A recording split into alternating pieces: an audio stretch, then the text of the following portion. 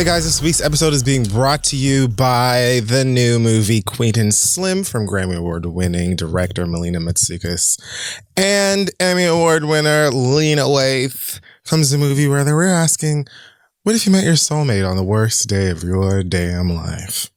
It's a great film, awesome film, loved it to pieces. Make sure you go and check it out in theaters November 27th. And let's move on. Hey y'all, today's episode is also brought to you by Squarespace. Turn your great idea into a reality with Squarespace. They make it easier than ever to launch your passion project, whether you're showcasing your work or selling products of any kind. They've got gorgeous templates and the ability to customize just about everything. So you can definitely make a beautiful website all by yourself. It's very easy, but if you get stuck, Squarespace has 24/7 award-winning customer support there to help. Again, I have put an entire website together in like 30 minutes. It could not be easier. Head to squarespace.com/read to start your free trial, and when you're ready to launch, use offer code READ to save 10% off your first purchase of a website or domain. Let them know Kefir and Crystal sent you. All right, let's start the show.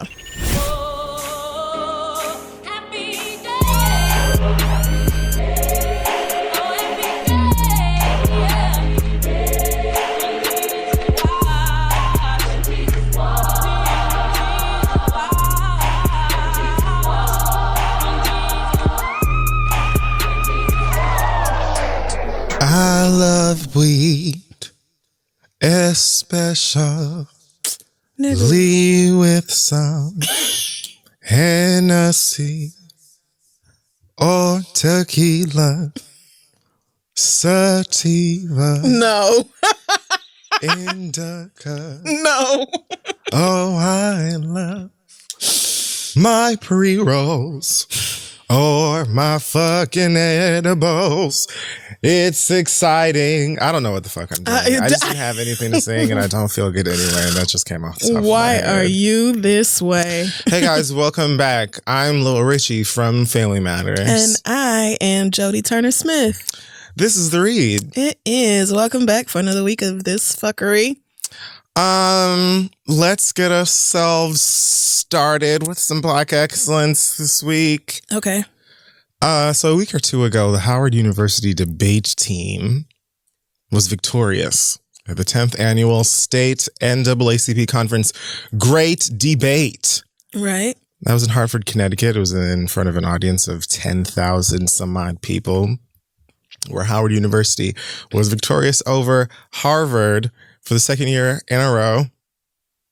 Apparently, the schools had to debate two things: the pursuit of the impeachment of President Donald Trump and whether Rock Nation should have entered into a contract with the NFL. I was about to say, I knew you was bullshitting, but that may have actually been a real debate topic. Okay. Reading what it says here. Incredible. So, congratulations to the Howard University debate team. And they compete in a mainly parliamentary debate style, which I read about on their website, which essentially differs from a few other styles of debate, but it is easier and more enjoyable for the general public to watch. Okay, because a lot of debates are like very nerdy and you like have to be totally into the jargon and everything to know what they're even talking about. I always loved a debate if you were able to get me to watch one. So I'm sure that this was like riveting. And had there been more Black debate shows, conferences, whatever you would, all that. you know, I probably would have gone to watch more, or maybe even been involved at a younger age. So congratulations to Howard University debate team led by Professor Angela Minor on your second win in a row. This is 10 years. Y'all beat them other niggas twice already. Congrats. So congratulations to you guys and everybody who compete in your debating badassery. With your arguing asses. I bet y'all never get in fights at home. I wouldn't. I bet don't nobody want to argue with y'all. Let me tell you what this is not. Professor Angela's one of y'all little debates. Let me tell you something. I'm not Professor Minor.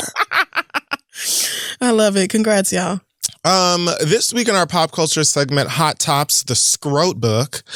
Let's start with, so Chris Brown had a yard sale in his yard.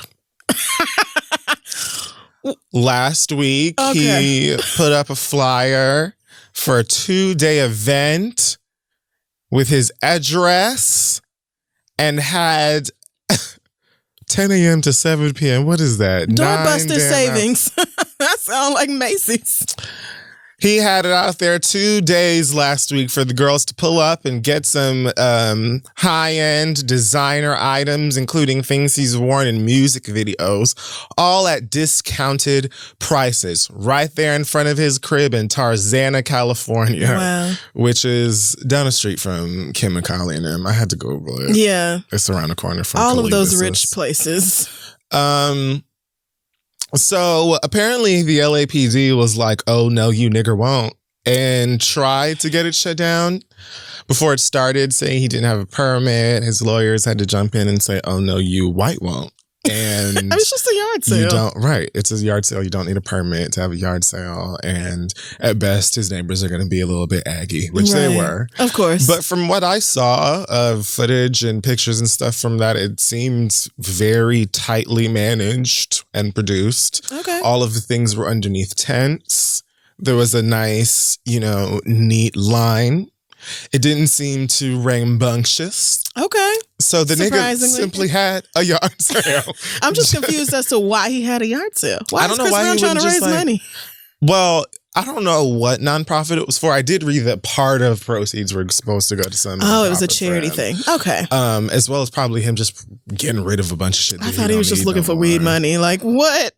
Quite the opposite, actually. Some young lady said that she found some weed in one of his one of the hoodies that she bought from him. It was actually a hoodie that, funny enough, says tumbleweed on it with like the Timberland logo. Oh God. And it had like a little vial of marijuana tucked in there. I'm assuming this girl shared it on Twitter, or maybe she tried to sell it to TMZ or whatever, but nigga, who's surprised that they found some weed and something they bought from Chris Brown?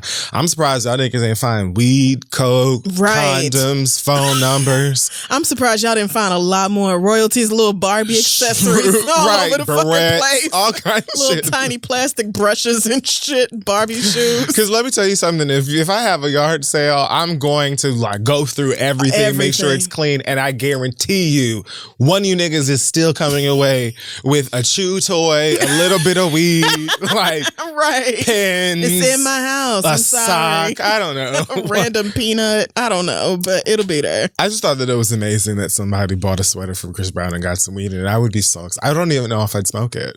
I would like keep it off to the side, and that would be like my special occasion weed. Oh, okay. Because you're saving that for a real important day. Weed that makes you make horrible decisions. Surely. Birthday weed. Mm-hmm. There you go. That's birthday Happy New Year's weed. Exclusively.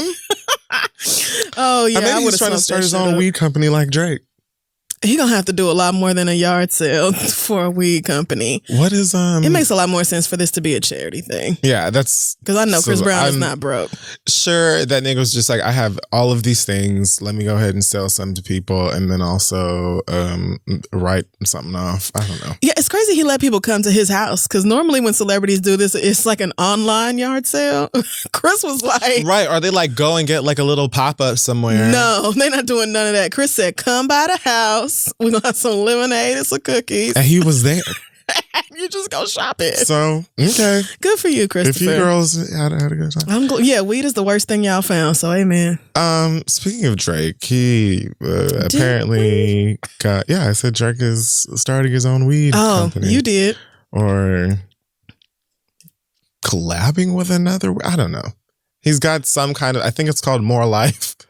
But just don't be surprised if in cities and states where it's legal, you see a little Aubrey cut out in the window of your MedMen or whatever. And I would try it. I'd try too. I would. I'm down for trying the celeb weed. Mm-hmm. I know Snoop has probably several. I believe Wiz Khalifa has one or two. Yes. I think Jim Jones has a weed brand. Who are some other rappers that? Which one of y'all has an indica dominant hybrid? That's what I want to know. Probably all of them. Because when that indica hits the system, I feel like that's everybody's preferred strain. Indica? I think most people prefer indica over sativa. I definitely don't. Really? Mm-mm. Oh no, indica is my calms me wind down. down weed. Yeah, exactly. It calms me the fuck down. Right. During the day, being active, going about, I'm a sativa girl through and through. Writing girl, sativa. Okay, that makes sense. In the lab, sis, sativa. Ready to wind down from how fucking trash this goddamn piece of a ball in the sky is. Indica. Got you. I use it for anxiety, so we need like a steady stream of indica over here. Aubrey Graham was booed off stage of Camp Flog Gnaw, the Odd Future Festival in LA at the Dodger Stadium this past Sunday, I believe. So apparently Drake came out, which is supposed to be some sort of surprise. He performed one of Tyler Creator's favorite songs or some shit like that and tried his best to get everybody revved up and things of that nature. And I guess those little, dyed hair having 14, 15-year-olds were like, you know what? I don't want my hotline blinging. Nope. You can take this and go on somewhere with it, sis. Because at some point he said something about if y'all want me to keep going, make some noise tonight or something, and was met with a strong boo. Yep. To which he was like, clear. All right, have a great one. I'm going to pull off then. I actually have things I can do. So cool. Goodbye. Tyler, the Creator, posted many tweets in all caps Those were about funny. it. The whole thing. Apparently, they expected Frank Ocean to come out and perform or something and were met with Drake, and they probably started chanting, Pride Plus, Pride Plus, Pride, Pride, Pride. Why? Pride. But see, nobody told y'all Frank Ocean was coming to the show. Can you imagine if they just started pelting Truvada at Drake on stage? I would pay to see it. Boo! I would pay to see it. But yeah, I'm like, okay, you expected Frank Ocean and got Drake. You're disappointed. But again, nobody told you Frank Ocean was coming. So why are y'all booing Drake? Like, you just... I understood Tyler being embarrassed that like he asked his friend to come do this show and his own fans booed that man. Like, y'all know Drake didn't have to do this, upset, right? That nigga could have went on about his day and like never came through at all. But I guess that's a Tyler Creator. We want to hear Novocaine. Boo! Not Novocaine. Girl, throw the prep at him. Throw the prep at him. Boo! Is it mostly white kids at Tyler shows? I don't really know. Assume so. Probably a mixed crowd, but like I said, the white kids love a hip hop festival, girl, and they feel more than comfy. I'm just confused. I don't know what their issue is with Drake, but I mean, even Tyler said it was kind of funny. Especially, yeah, he did. Especially if the rapper skateboards and shit. He did say that it was probably tone deaf to have him, which I was surprised. But I mean, I guess because Drake is kind of like. Just, a rapper. I thought white boys love Drake too, yeah. I mean, they do, but I think that an Odd Future Festival, you would expect something maybe a bit more alternative than Drake. I don't know. Okay, I guess. I don't know that I can name a Tyler, the Creator song, so I can't tell you what he sounds like. I went to the Odd Future Festival a few years ago, and it was a lot of fun, but it was also like a carnival. Like, there was like a lot going on. So my thing is, I would have just found something else to do. I don't know. I am just in my skin, girl. Right. Just waking up every day surprised, and surprised it still happens. So moving on. Right. Speaking of the Odd Future Festival, guess who else was there? YG, who brought out none other than Stormy Daniels to perform his hit single, Fuck Donald Trump, live on stage with him right there. Stormy Daniels looked like fucking Anna Nicole J. Blige up on stage next to him. Talk about some, I'm Stormy fucking Daniels and I'm the reason that Donald Trump is fucked. Yeah! Oh my God. And literally danced off beat to Fuck Donald Trump behind this nigga at the Odd Future Festival. And YG has been having an interesting week of simultaneously doing these trolling Donald Trump things. Right. And then also doing something that makes me shake my head. Like, aside to this, was some video of him handing his baby this gigantic bag of weed. I mean, the bag of weed was bigger than the baby head. Like, what? Is this his adorable baby girl is maybe 3 or 4 years old. He gives her this bag and we talk about, so what does this look like? And the baby was like, broccoli. And he said, it smelled like broccoli to you? And she sniffs it and she's like, yeah, broccoli.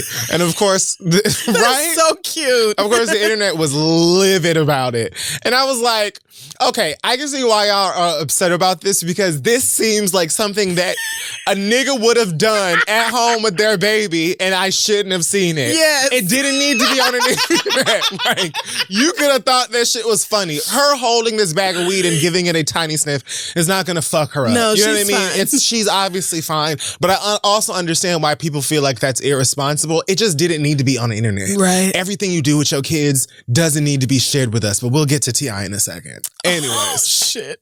So there you go, Stormy Daniels and her breast and her over-the-knee boots. I was gonna say, come on, boo. Let's go off jeggings. With this light denim and these black. Listen, this ponytail okay. So Drake can't be up there dressed like Steve Jobs, but Stormy Daniels can. And they probably cheered for Stormy Daniels. Oh, they lived for They this. probably did. This was so entertaining. I hope every time she gets booked somewhere, Donald Trump is embarrassed. I feel like he isn't because he doesn't have feelings, but I he honestly should be. think that any any conversation or moment that he gets wind of where he's discussed in a negative light really eats at the dingleberries in his ass. And that's enough for me. God, You know, yes. for your son to go on The View and get dragged and make you look and sound even dumber, Right. than you already, like, you're cold pressed. Not only are you cold pressed, but the rest of everybody else around you, at least in the Trump family, y'all bitches are still, because not only are you disgusting, privileged, entitled, ridiculous, and evil, but you're also very vain. You want us to love it, Yes. love that about you as well. And the fact that many people do and have for the time that he has spent, like, before and after getting that seat, Right.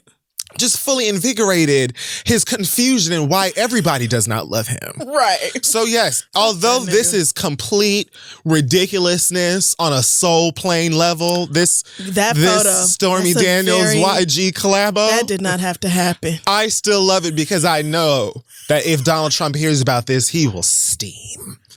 True.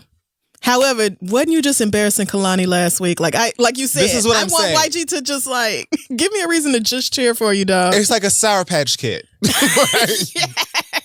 First he's sour. Oh, then he's sweet. Right. And then he's sour, Sour again again, when right. you eat another one. But yeah, that's how it works. Nicki Minaj has been very opinionated about Instagram and their apparent plans to remove or really change the like system on their application. So apparently Instagram announced that they are planning on testing a feature in the United States, and they've already started testing it on some accounts, where they are going to be removing the likes from posts. Now, I read that users will still be able to see their likes, but they're going to just be hidden from whoever Like public follows view. you. Yeah. So Nicki Minaj, who is still in half retirement, posted on Twitter, I'm not posting on IG after this week because they're removing the likes. What should I get into now? Think of all the time I'll have with my new life. With my new life. She is so dramatic. How can you Not on IG, married, not in the studio, I guess. So, She's a mess. girl, there's so many things you can do. You can get a Nintendo Switch. You could go on vacations. You could catch up on your TV log. I'm sure a busy bee like yourself Yeah. probably has loads of shows that you're behind. Personally, I just skipped everything that I missed in Power and just watched the last one. Honestly, Yeah. don't feel like I missed anything. I feel incredibly caught up. I still hate everybody. Niggas are still getting their brains shot off. It's great. Okay. What else could you do? You could take up a trade, go to, do like a community college class, All these things. basket There's weaving. so many different hobbies out there. You could You could go hiking. Are you done giving Nikki all her options? You could I can't believe she cares about Instagram likes. Why would she? Like, you rich, you don't make your money off of influencers like everybody else does. Like, you are just fine no matter how many people are liking your pictures. So the Instagram CEO, Adam Mosseri, I don't know how to say her name, sorry. Mm-hmm. So he claims that it's about young people, and basically they want to depressurize Instagram, make it less of a competition, give people more space to focus on connecting with people that they love and things that inspire them. He says we have to see how it affects how people feel about the platform, how they use the platform, how it affects creator ecosystem. But I've been spending a lot of time on this personally. She, Miss Onika, was on her Instagram story and said that basically, she believes that Instagram is doing this from a money perspective, and that they're removing legs because they want to police the way that people make money from Instagram. And basically, if they remove the like system, that you have, like, companies have to then go through Instagram to get stats and information on how things are working with certain users on Instagram. And then users would have to go through Instagram in order to make these deals. She said them changing up the algorithm was like the first movement in that. You've seen more sponsored by posts being a thing that's literally plugged into Instagram now, aside from the hashtag that was sort of required before. And basically, she said, Instagram, y'all bitches ain't low and I'm not with it. And this is what really is going on. And I kind of believe her, honestly, because first of all, if you, I don't know, because on one end, if you're saying that I can still see my likes, then all that's going to happen is that people are just going to screenshot their likes and share it wherever the fuck they want so y'all can see it. Or put their likes or whatever on their story, or they'll put it in their bio. Like, think about it. People already screenshot their tweets and put them on Instagram, or they go on in their Instagram story to let you know that they have a new post on their page, or when they hit a new milestone on their follower count, sometimes they'll screenshot that and make a post and say, thanks for getting me to 100,000 or whatever. And it's not to say that anything is good or bad about this, but my thing is, like, if you want to, like, depressurize Instagram as you claim, then just take them out altogether. Don't, like, hide them. The like system. Right. Just remove them altogether and just, let people hit it if they like it or whatever. Yeah. But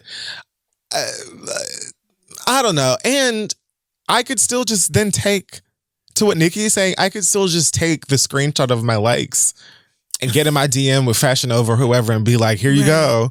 I feel like users will still have access to their own analytics. It'll just be that brands can't see how many likes you get per photo or whatever. But you'll probably still get a report on how many people engaged, how many people tapped on the link, how many people, whatever the fuck else. So I don't think it might make things a bit harder, but I do agree with Nikki that Instagram is doing this to make money. Yes, 100%. I agree with her 100%. Like, I don't, the logistics of it may be a little in the air right now, but I agree with her. I definitely think that it's a part of them controlling how money is made on Instagram, period. Tech companies only make changes to either make money or not get sued. That's it. That is it. The depressurization of social media. They do not give a fuck about your kids stressing out about likes. No. They want a cut of what them influencers is making, because them influencers are making millions off Instagram. And it's not like Instagram is doing poorly, but, greed. Right. So fascinated that it's this message is coming from Nicki Minaj and not like all people, one of these makeup gurus or something, but I agree with her. Yeah, because it's like you actually don't need like I was saying, you don't need Instagram likes at all. You're like, this shit should live at all, right? It should get on your nerves, if anything. But if you advocating for the regular influencers out here, then thank you, I guess, because she's not wrong about the money thing. Yeah, I don't disagree with that at all. But Instagram. So maybe like a week or so after Summer Walker said that y'all could have this famous music business shit. She is okay. Well, during that post, not too long ago. She said that she was over the fakeness of the music industry and the pressure of all of it, and essentially that she was planning on finishing this tour, and then that might be it for her. Apparently she's over these meet and greets too. She posted an Instagram caption that says, "I just want to say to all the fans who purchase meet and greets, I really appreciate y'all taking the extra time to meet me and share your stories. I tell everyone individually, thank you. I spread love, we laugh, and I give genuine compliments. Now, for those who are upset because I don't give hugs, I don't know what to tell you. I'm an empath, and I laughed at that too. And that So transference of energy from that many people each day would literally kill me. Y'all may not understand what I'm talking about, but for example, there's a lot of people out here faking the funk with a smile on their face, like they got it together, but inside you're actually suffering from some sort of traumatic experience or loss, depressed, fearful, envious, or whatever the case may be, but I can feel it. So I ask you, please respect my space in those moments." So Summer Walker is one of the latest people to make it very clear that they like what they do. They don't necessarily like the business in which they do it. Right. That's a common attitude. And yeah, I totally get being like, oh, this comes with that stuff I love to do. And I don't know if it's for me, and trying to adjust to that. I just saw a video of Cardi B literally pulling up on somebody who, some Nicki Minaj troll or something like physically Cardi, pulling up to them doing? on the corner. Girl. You know what I mean? Like some people, it's just. Go buy Culture Chain, please. It's never. Stop. You can't. Stop. So I get it. I really do get how Summer feels. And I think there are a lot of artists who feel the same way. But I also think most of those other artists can kind of turn on the stage personality and then turn it off when need be. And maybe she just can't or doesn't want to or, isn't able right now, but she's not able, she's not turning on the I give a fuck about my job and I am invested in whether the fans are enjoying this feature. She's not doing that. At the end of the day, that, fake the funk for general appeasement is not everybody is not able to just put on a smile and get it done. A lot of people don't even see that shit coming. I do think that there are little adjustments and things that you can make. If it gets to this point, don't do meet and greets. I specifically told Alex years and years and years ago, I don't want to do meet and greets anymore, because just being in a position where I'm standing in this big silent room and I'm looking at a line of people, literally a line of people waiting to meet me. My brain is going, why am I even in a position where anybody would line up to meet me? I feel I'm very awkward and insecure. And that in turn creates an awkward, insecure environment for somebody that literally paid for this experience. And I don't feel like it's fair to charge somebody for an experience just because I don't like it. So I would rather, make less money and not do it than have people that are coming here because they give a fuck about me or enjoy what I'm doing at the very least be disappointed from an experience that we don't have to offer in the first place. So people are gonna want to hug you. They should respect your boundaries and your personal space regardless. If you don't want to hug nobody, you shouldn't be forced to hug anybody. Right. But at the same time, you have to understand that you're in a situation where people are gonna want to hug you. I've flat out been in situations before where, I've said to people before, I don't really feel good or I don't want to hug or I don't want to take a picture, and people just do it anyway. And I just I'm like, okay, cool. You don't give a fuck. And I let it go and I go on about my day. But that's, some people, it comes with the territory. Yeah, unfortunately. And you have to, if it gets you to this place where you're going to be writing a paragraph on Instagram about it, to me, it's better to just be snip, snip. You know what? I'm not going to do this. Yes. I'm just not going to because I don't have to. Although, I know that's what she put in her caption, but the girl who I saw who was complaining about it wasn't upset about a hug. She was upset because Summer barely even spoke if she did speak. And then she sat there in this picture and she looks like she would rather be anywhere the fuck else. And I get it. So like you're again, I get it. Like when I first read this, I thought it was about the hug thing. And so I'm like, oh no, you definitely get to draw boundaries. Like you don't have to have 60 people in your face every night.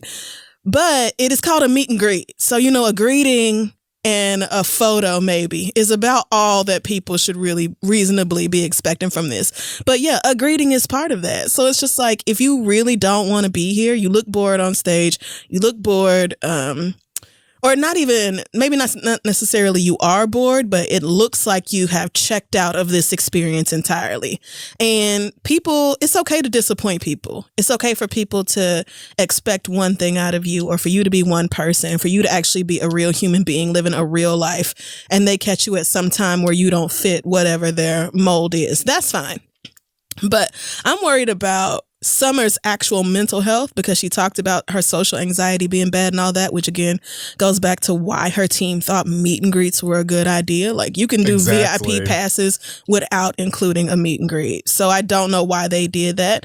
But, you know, she like that clip where Usher came out on stage and was doing Come Through with her, and sis, well, Usher came out and did Come Through with her, and you would think that would be like a big moment. And even Usher is looking back at her like, hey sis, you want to like jig or pop lock or something into this? And she's just standing there like, you don't know what is going on in anybody's head. I've had so many people that I've wanted to strangle in the past couple of weeks that have been judging like my demeanor up against the things that are going on in my life right now. Like, you know, the podcast is doing well and you got a TV show out right now and Missy Elliott was on it, and why are you frowning? Bitch, like that's not my 24/7. Yeah. You don't know what's going on in my everyday life. You don't know what my family could be going through that I'm dealing with. You don't know what I'm dealing with in my home life, not to mention like my actual brain, the way that I process things, the way that I see things. So it's not fair to push your assumptions or your judgments on somebody else because of the way that you feel like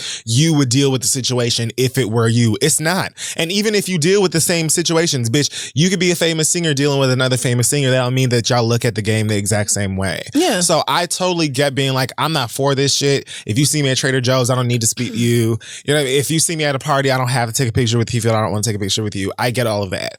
When it comes to a meet and greet, you don't have to do that. You're putting yourself in a situation that you're uncomfortable with, or your team or somebody is encouraging you or pushing you in a situation that you could just say no to. When we stopped doing meet and greets, I don't remember anyone being like, fuck y'all, not doing meet and greets for anymore.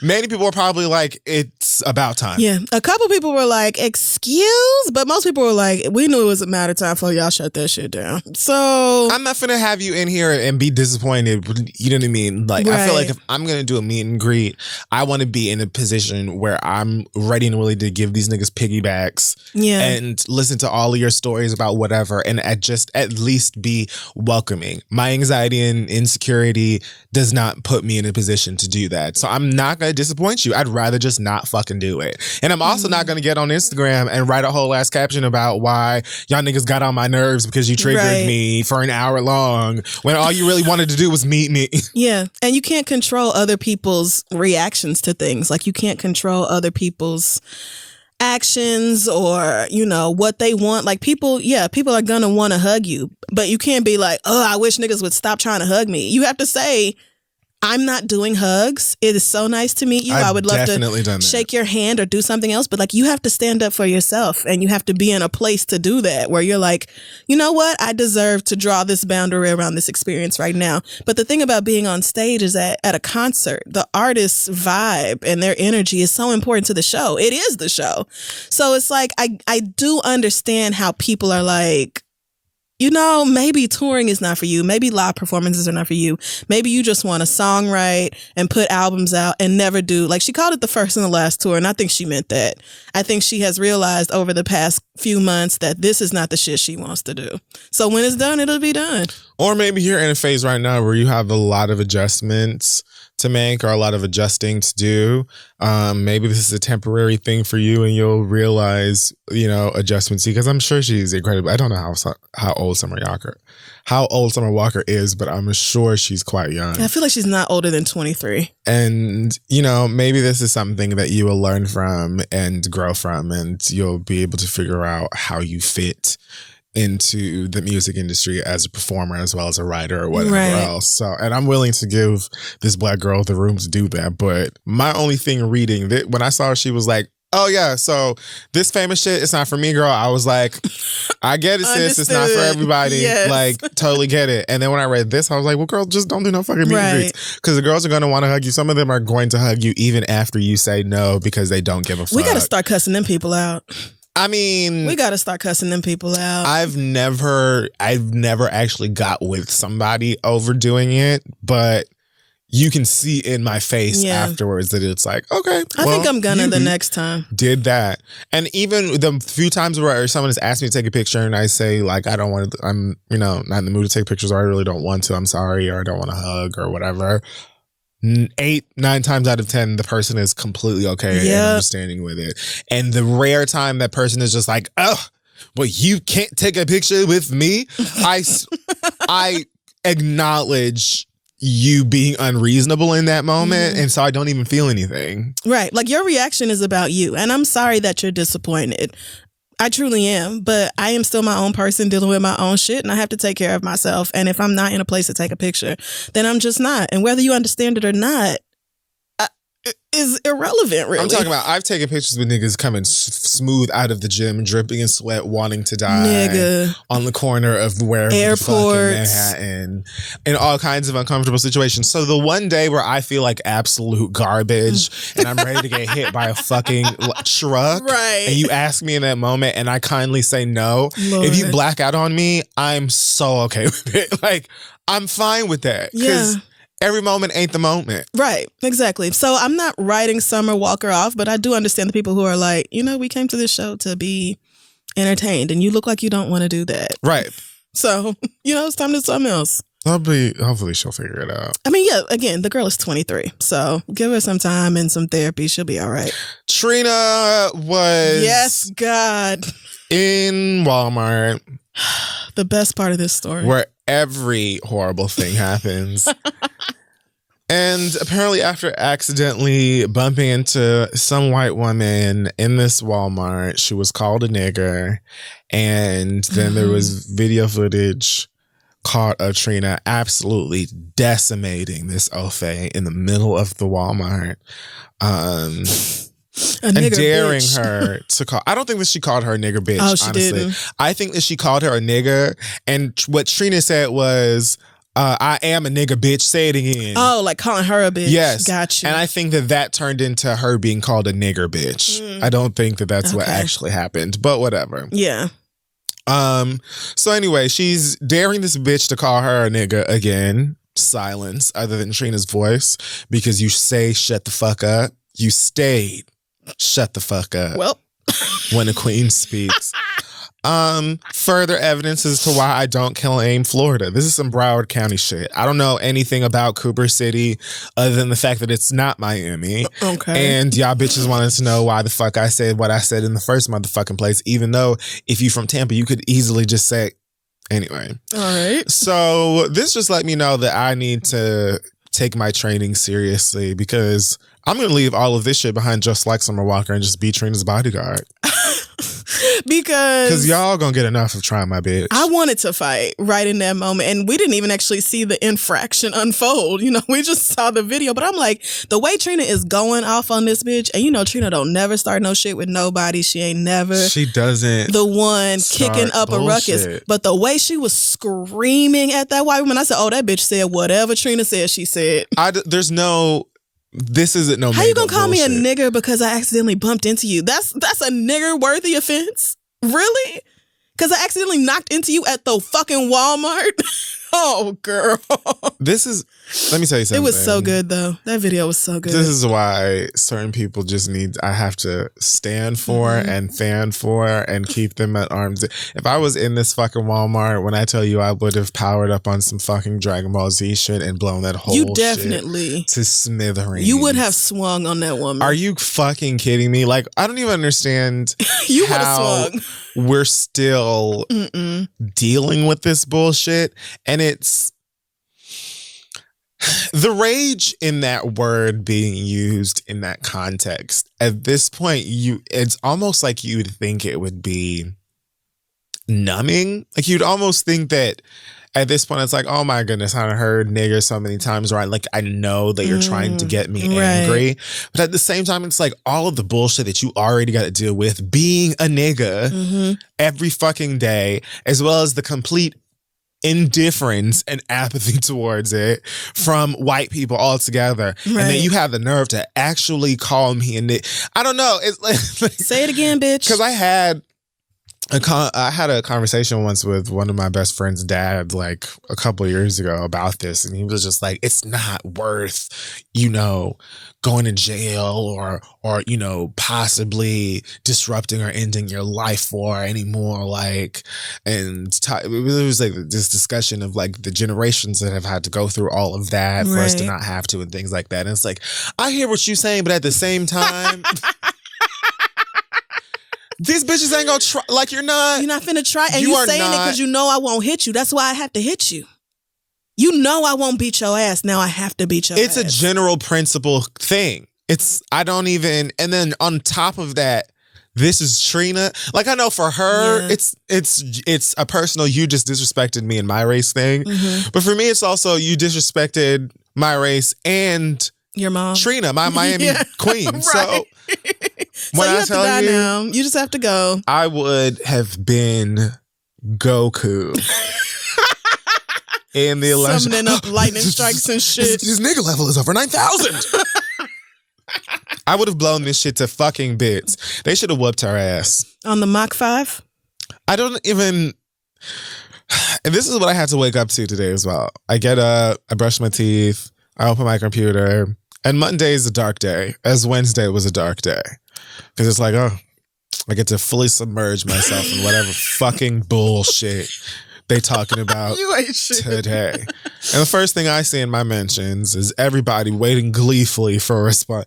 Gleefully for a response from me on this subject. I don't have much of one outside from what I already said. If I were there, it would have been explosive, far more than it already was. But at the very same time, you already know how Miami-Dade County gets down. You see my bitch ain't flinch, and you see what that white bitch did. She had nothing else to say.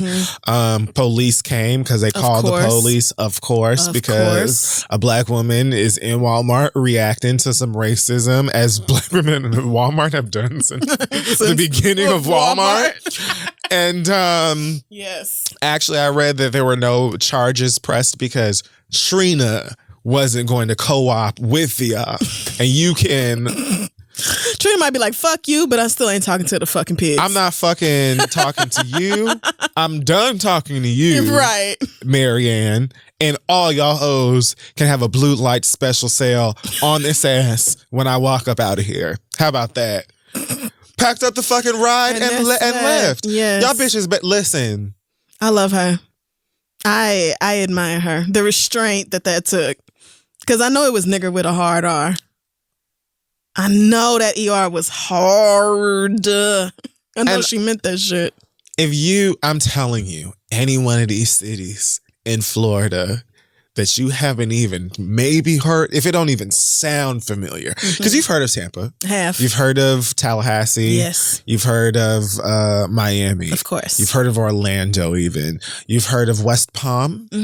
So many cities. Jacksonville. Yes. So many places in Miami that you have heard of. And even those are chock full to the brim with bigotry. But these little other ones that don't sound familiar, but they also sound like the name of a city that would be on like an ABC drama or like something starring Sarah Michelle Gellar. I know. Opalaka. Is that a town? Opalaka? Don't ever try the city like that again. Oh, was that rude? My bad. let me look up cities in Florida. I don't. You like know I don't. Cooper City, Florida. Oh, yeah. Where this Walmart is. You know I don't know what I'm talking about. Sunny Streams, Florida, and Rainbow Road Boulevard, Florida. Is Biscayne racist? It sounds racist. Biscayne is in Miami. Oh, damn. How come all of... Biscayne Boulevard, it's right there. Oh, well, duh. But Miami is racist, and that's not far from where Veronica Vega and the rest of them bitches is from. Oh, well, see there. Kissimmee. I won't rest until that's I name... where Mickey Mouse is. Gainesville. That sounds racist. Gainesville got some niggas. There's a Gainesville, Texas that is also has some niggas, but you're like, I don't know that I want to tussle with the police. That's what I'm saying. All that panhandling and all of that stuff is like, honestly, I don't know how niggas just don't run after dark, period. Pensacola. Okay, I'm going to give up. But so, last but not least, let's just do it. So T.I. was on this podcast called Ladies Like Us, starring Miguel's girlfriend and some other girl. Mm-hmm. And no word, or I don't even know how the subject began, honestly. But T.I. decided to share with the ladies of the podcast, as well as the rest of the public, that he makes yearly trips to the gynecologist with his now 18-year-old daughter, Deja, and has since she was 16, to check on the status of her hymen to ensure that she is still a virgin. Lord. This nigga said that even after the doctor asked his daughter to sign this release, which I'm certain her father stood there pressuring her. The way that he described it basically said he brought her 16-year-old ass in there, like basically stood over her like a dark cloud saying, everything I say going down in here is going down in here, and has been checking her hymen yearly since. Disgusting. To ensure that she is not having sex. He even said, after the doctor apparently told him, so like, you know that your hymen can tear due to things that have nothing to do with fucking. That's right. And he said that he told the doctor that Deja is not going horseback riding or playing no sports. Check her hymen and please give me back my results expeditiously. Your results? Oh, this nigga. Of course, people felt quite passionately about this. They did. This one was a big one. Where can we even start? So just to pull this off of the meal and flick it to the side, the two hosts of the podcast were laughing as he was saying this, and issued an apology soon after that. I'm not keep it. Right, I don't care, girls. Just to move that out of the way.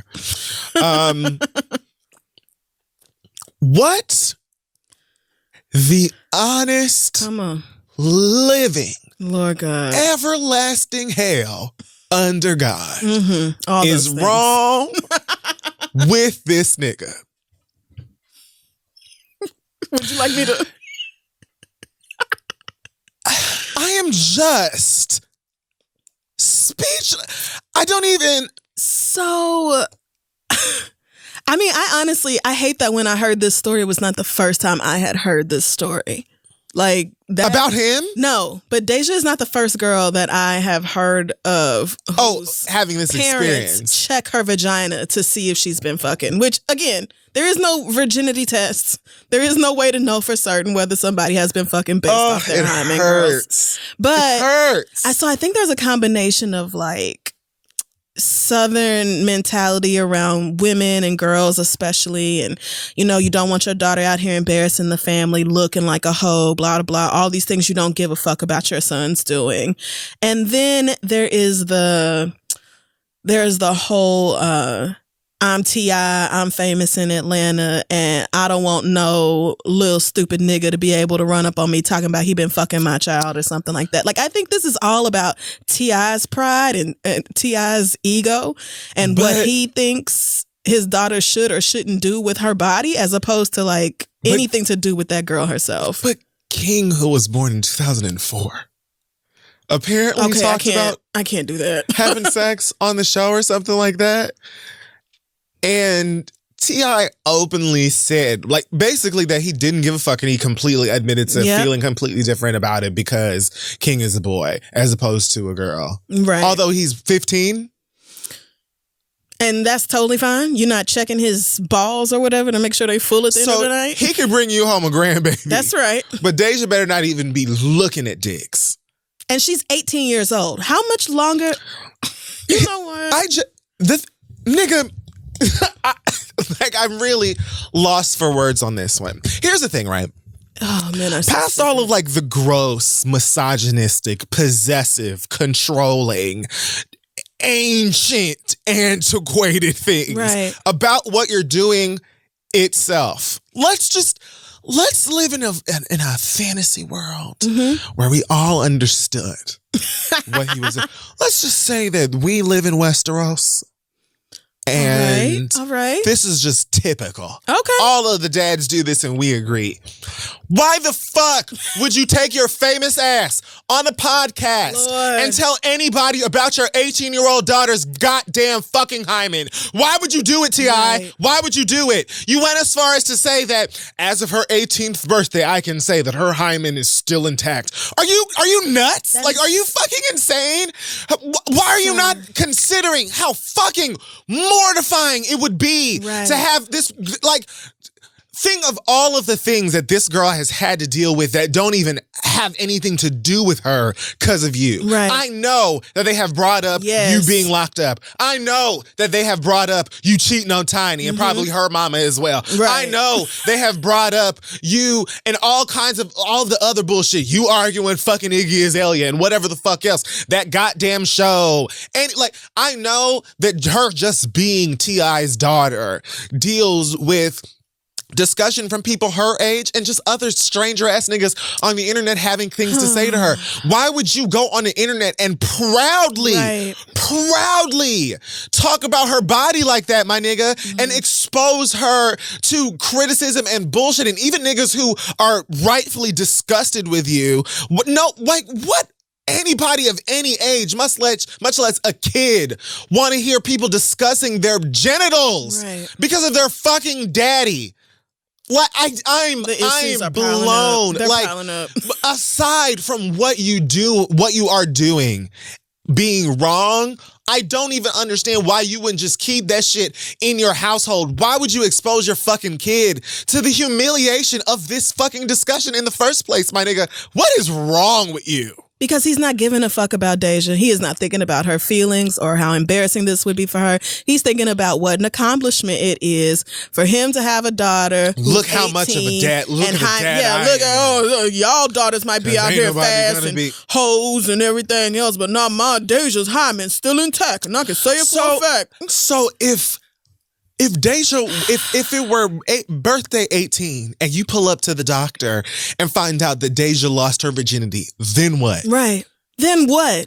I would assume. Did she get a whooping? I would assume then the money that you have and her lifestyle then changes. Then I would assume, oh, well, that car you drive and that thing that you have that I paid for and all of that stuff then becomes the damages in the situation, because that's how niggas with money always control the people in their lives, by being able to be like, oh, well, what would you be if it weren't for the lifestyle that I have provided you with because of all of these things, you're my all father. of this money that's your that I fucking have. job. That's literally what you are supposed to do. You are supposed to do that. The law says it. Right. The law said, even if you didn't give a fuck, if we never had a conversation, a judge is going to tell you that the lifestyle that I must have is based on the amount of money. So you literally have to do that, whether you give a fuck about me or not. Right. But I know that is one of the many things that niggas will use as a way to control the people around them when they have money or clout, fame, whatever the fuck it is.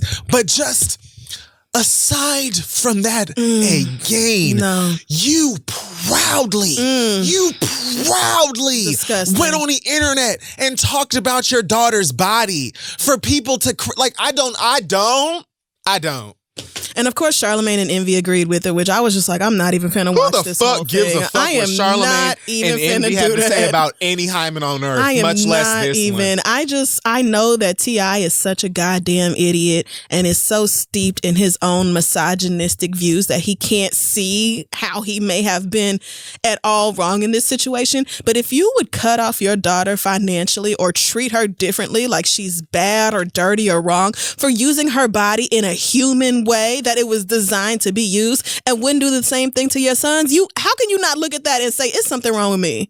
It is something wrong with me. These men who, and I can speak to this as somebody who grew up in a culture where girls in particular were encouraged to not have a sexuality, to not express sexuality, to not express desire or date or anything else. Like, I grew up in a house like that, and all you can do is successfully control your children for a certain amount of time. But the impact here is going to be so many different fucked up messages coming from somebody who is supposed to be there to love, protect you, look out for your best interests, guide you along this life path. And yet the same person is teaching you that you should feel ashamed about your body and you should not use it for sexual or pleasure purposes in order to make your daddy happy? What the fuck is that? Like, it's just so twisted and Knowing so the way sick. that you have run the streets. And so fucked up. Right. Again, it's all about the fact that he has a dick, and so the rules simply do not apply. Period. You were talking about the same motherfuckers, though, like Manny, who were like, oh, well, I can run around and cheat on you and do X, Y, and Z. Like, I can be seen on this blog, on that website, and this concert, and whatever, rubbing on this girl's booty, clearly cheating on you in this girl's hotel room or whatever the fuck. But this motherfucker dances with Floyd Mayweather, and we are boxing at Johnny Rockets. Right. I mean, they take an ussy, and we have to throw hands. An ussy. So...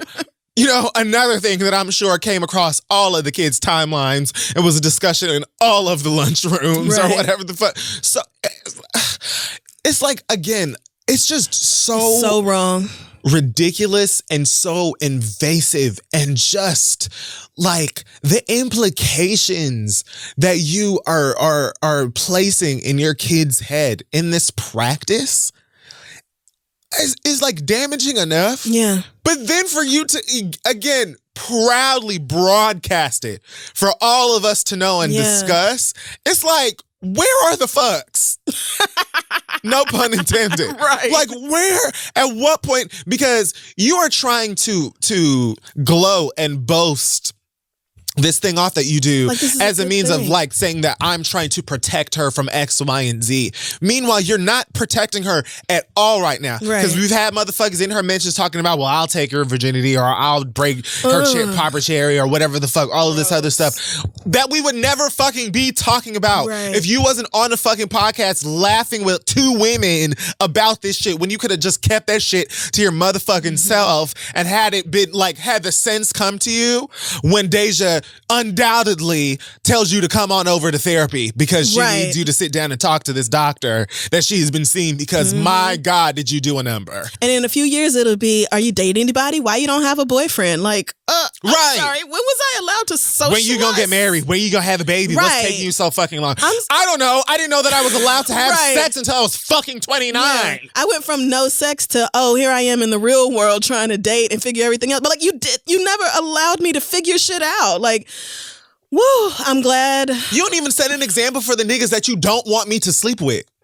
Well, all of these niggas that you afraid of me to, like, all the niggas you afraid of me fucking are just like you. Yes. You're not even setting, you like, what? And you know what? If you were a decent nigga and you had shown your daughter what a decent nigga looks like and how he'll act, and no, not how he'll treat her, not you and pouring all your money and cars and golden teddy bears or whatever the fuck on her, but showing her real respect, real equity, showing her mama or your wife real respect and how a husband should treat a wife. You didn't do none of that shit. And so now you panicking like, oh no, just can't fuck. You had all of her life to show her what a good man looks like, and you didn't do it because you ain't one. So don't try to turn around and take this girl's whole ass sexuality away now that she's growing up and getting out of your grasp. It's just so fucked up. It's so dirty and wrong. And Deja, sweetie, you deserve better. I thought it was so funny that she was liking all them tweets about how awful and terrible her fucking daddy is. Followed her. I'm following him. Unfollow all of them. Unfollow all of them. It's just ridiculous to me. It's crazy to me how many people like are okay with it, agree with it. It's not really crazy because when you look at like a lot of the discussion around abortion laws and just even more general than that, just the discussion of women's bodies being theirs and not not policing women's bodies, especially men. Right. When you look at a lot of the reaction and discussion about those things in different places and cities and states or whatnot, it's not really shocking or shouldn't be shocking that so many people are like, so he checks her hymen. What's the big deal? You know, but I can't. Right. I can't. She's 18. She's 18. Let her be. And like, she may not even want to have sex. She may not even want to have sex. She may actually be like many of, like a lot of other young people out here right now and be like, you know what? That's not it. It's not looking good. Let me just go ahead and chill. Right. Because I actually do pay attention to a lot of these niggas out here and I'm not trying to be feeling like gross or bad or whatever after I do that. So let me actually chill. But not even given the opportunity to do that because it is my duty as a father to make sure that hymen is right there and untouched and whatever else. Y'all niggas are weird. Or maybe she does want to go out and date and have fun like her friends and feels ashamed or afraid. At 18? Is what you should be doing. At 18, like there's so many things I'm going to do differently, but the whole conversation around sex and dating is probably the biggest one when it comes to raising my own children because, you know, you can teach kids how to take care of themselves.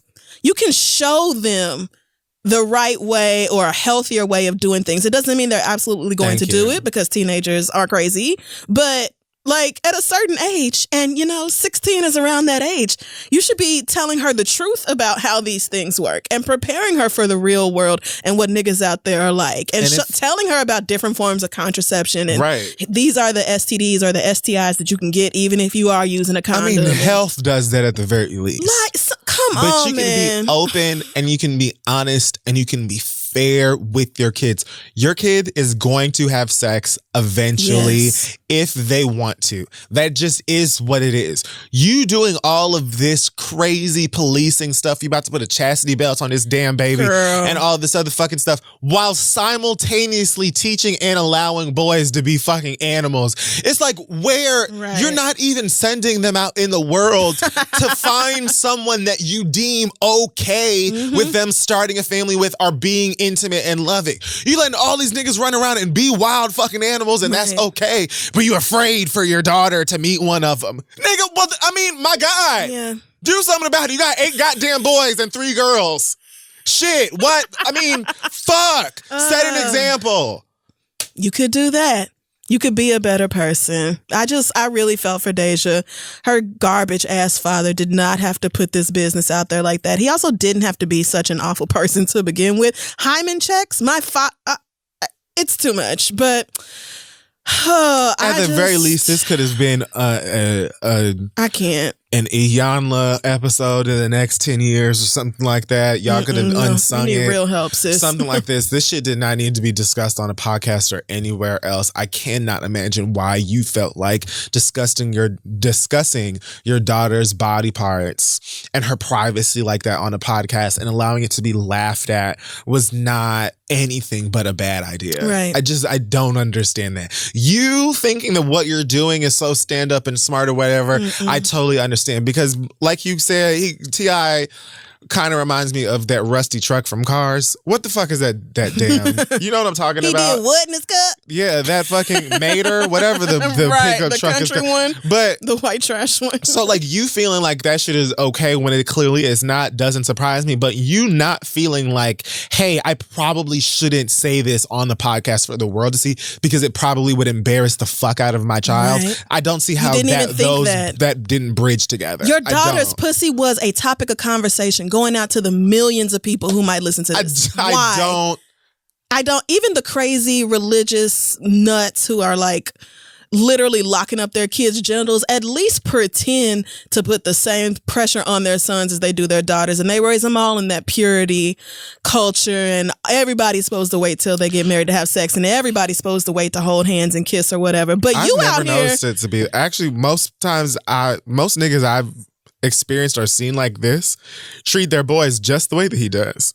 Like most men that I've witnessed acting this way with their daughters about sex are completely lax when it comes to their boys about sex. That's what I'm talking about, like what I saw in the church growing up specifically and what I've seen from like other super religious groups. Because regular everyday ass niggas do the exact same. They might not go as far as checking her hymen. They might be like, okay, I'm not going to ask the doctor about your fucking hymen. But they definitely do treat sex and dating completely different between their girls and their boys. But like, that's how you don't have nothing to stand on here. You can't be like, well, the Bible says. You don't give one damn about the Bible. You are worried about being embarrassed because your daughter has a vagina and you want her to use it the way you think it should be used. Nigga, if you don't get the fuck out of here.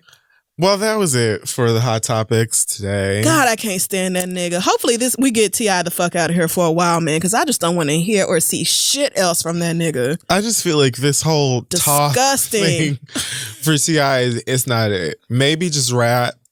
Stop talking. And you know he has a podcast coming. That's what I'm saying. No, I think it started already. I don't know. I really don't know.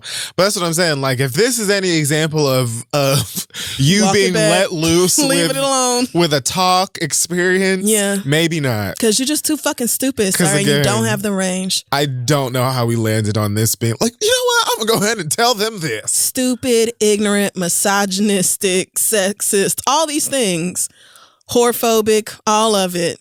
And not to mention, because whorephobia is not even really about being a hoe. It's about being afraid of women being sexual and wanting to restrict or stop that from happening. And then being a massive hypocrite. Encouraging these little boys to stick their dicks wherever they want to and yet zeroing in on these girls. It's just disgusting. So fuck you, sir. That's it for the hot topics today. We're going to take a break and then we'll come back. So guys, listen, thrifting is fun, but spending hours sifting through racks is not, especially when the holidays are busy as it is. ThredUp makes it easy to get thrift store pricing with the convenience of online shopping. It's the world's largest online thrift store, and it is on a mission to help you be kinder to your wallet and the planet this season. Shop today for an extra 30% off of your first order at thredup.com/read. Discover millions of secondhand finds from trendy brands of all kinds, all up to 90% off estimated retail. And instead of spending hours at the racks, you can shop millions of deals on your phone, at home, anywhere, anytime. And you can personalize your search by budget, size, styles, favorite brands, and all kinds of things to find exactly what it is that you're looking for. Yes, you can. They even have premium and designer tabs where you can click on if you're looking for something a little bit more high end. They've got maternity, plus, juniors, shoes, accessories. Everything is waiting for you over at ThredUp. You can personalize your search by budget, size, styles. Everything is in high quality condition, and some still have the tags on, all up to 90% off estimated retail. So, weather's changing, seasons are changing. It's time to get some more clothes. You don't want to spend a rack necessarily. ThredUp is here for you. It is a sustainable and more affordable way to get through the seasons changing. And just for y'all, there's a little bit of extra holiday cheer. 30% off your first order at thredup.com/read. Again, 30% off your first order at thredup.com/read. Let them know we sent you. Let's get back to the show. We're back, and it is time for listener letters. It is. Send your questions to asktheread@gmail.com. We may read them aloud on the show. We have some advice for the ass eater. Remember last week? The girl who wanted to eat her boyfriend's ass? So another girl wrote in and said, sis needs to get tipsy. Oh, Lord. To lower her own inhibitions. Then make sure he's laying on his back or else she ain't going to be able to breathe when her face... she needs to get tipsy? This is her advice. Her advice is the girl should get tipsy so she's not as nervous about it. Okay. Make sure he's laying on his back or else you won't be able to breathe when your face is in it. Also, suck his dick real sloppy and wet first, then take the tongue to the ass. Okay. That way he's calm and she's confident because she started off doing something she already knows how to do. With love, a bisexual who eats ass. Thank you, sis. Concise, clear. Got straight to the point. We appreciate it. Also, a lot of people wrote in to let us know that saliva does not transmit HIV. I don't know why I thought and I meant to say something as you said it, and then my brain went elsewhere. I don't know why I thought that. I feel like I heard that a long time ago, that it would take like 28 buckets basically of saliva, but it was possible. So my bad. What else did people email us about this week? What we got? I think that's it. Let's jump into the questions. This first one comes from, let's call her, I don't know. You can't think of a name. I mean, well, okay, let's call her Marsha. Okay. Marsha says, hey, y'all, love the show. I work in TV and my role is very important. So important that if I fuck up, then something won't be aired and my company loses millions of dollars. Okay. Despite all this, my boss is pretty cool. She's been married to her wife for 15 years and she often offers advice to me about my girlfriend of 4 years in our relationship. The problem is that she's extremely moody and she spazzes out at any moment, then talks to us like nothing happened. One day there was a false alarm at work, which was basically my fault, and she went off on me, yelling and screaming, and I was completely in shock that she even chose to speak to me that way since I rarely fuck up. I spoke with her boss about it because I am really cool with her too, and I guess word got back to my boss because now she completely ignores me. I know some white people can be weird and they're so good with that passive-aggressive bullshit. My thing is, I can be professional and just talk to her when it comes to work, but the fact that she doesn't talk to me at all really bothers me. I don't even really want to talk to her, and I know that if I did confront her, I'd probably start yelling myself, and I would like to remain as professional as possible, but it is really bothering me that she does not want to speak to me. I don't want to come across as the angry black woman in my department. What would y'all do in this situation? Thanks, Marsha. I feel like I just went on a roller coaster ride of like he said, she said, and passive aggressiveness, and I forgot what the actual issue was. Well, I think my biggest confusion here is, why do you care if she doesn't talk to you when you don't want to talk to her? Right. That definitely was the main thing that stood out for me. But I'm trying to figure out why did she initially say that she stopped talking to her? Because the boss spazzes out on people at work. Oh, right. And so there was a false alarm, but she thought it was going to be a bad thing. So she went off on Marsha. And now Marsha's like, well, damn, bitch, it actually wasn't even that serious. But now the woman won't even talk to her because Marsha went over her head and talked to the boss's boss about it. Right. So, well, maybe shouldn't have done that. I probably would have just spoken to her off to the side afterwards, knowing, I mean, you alluded to her kind of being a bit sensitive or something, I think. And if y'all have had at least a connection before where you talked about personal things or, you know, just had some sort of a rapport, then I would think it would have been possible for you to be like, hey, so not sure where that came from. Is everything okay? Yes. Whatever. But I definitely see her being like, oh, when you went over her head and I went fuck with you anymore. But I also agree with what Crystal just said, which is, you know, if you don't want to talk to her anyway, then who the fuck cares? Maybe send an email to her and just be like, look, girl, you know, I want us to be able to work without like any sort of tension, and I respect you as co-workers, and I hope that we just don't have an issue. If you don't want to speak, like, I understand, but I just don't want there to be like unspoken whatever. Or you could say that to her face. Again, I've never been one to give too much of a fuck to be sending around personal emails like that. I would just hate you and go home when it was time for me to clock out.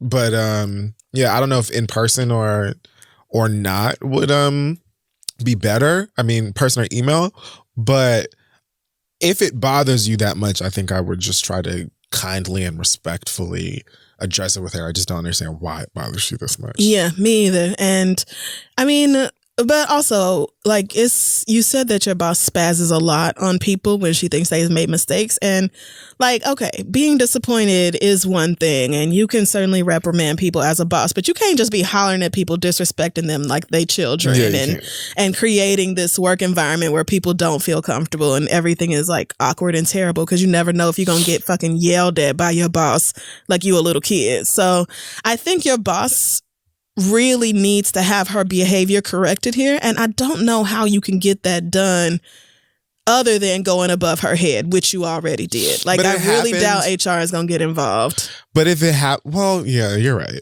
Because it happened with you the one time, but then, like you said, it's happened with other people, right? So it's not to say that it wouldn't happen again with you, especially if it was a false alarm. Like, what if you actually did fuck up, or she thinks she fucked up again, or whatever, you know? So I totally get it. I also could see why she's just like, well, I'm just not going to talk to her anymore. But like I said, like, if you don't give a fuck anyway, then who cares? It kind of sounds like you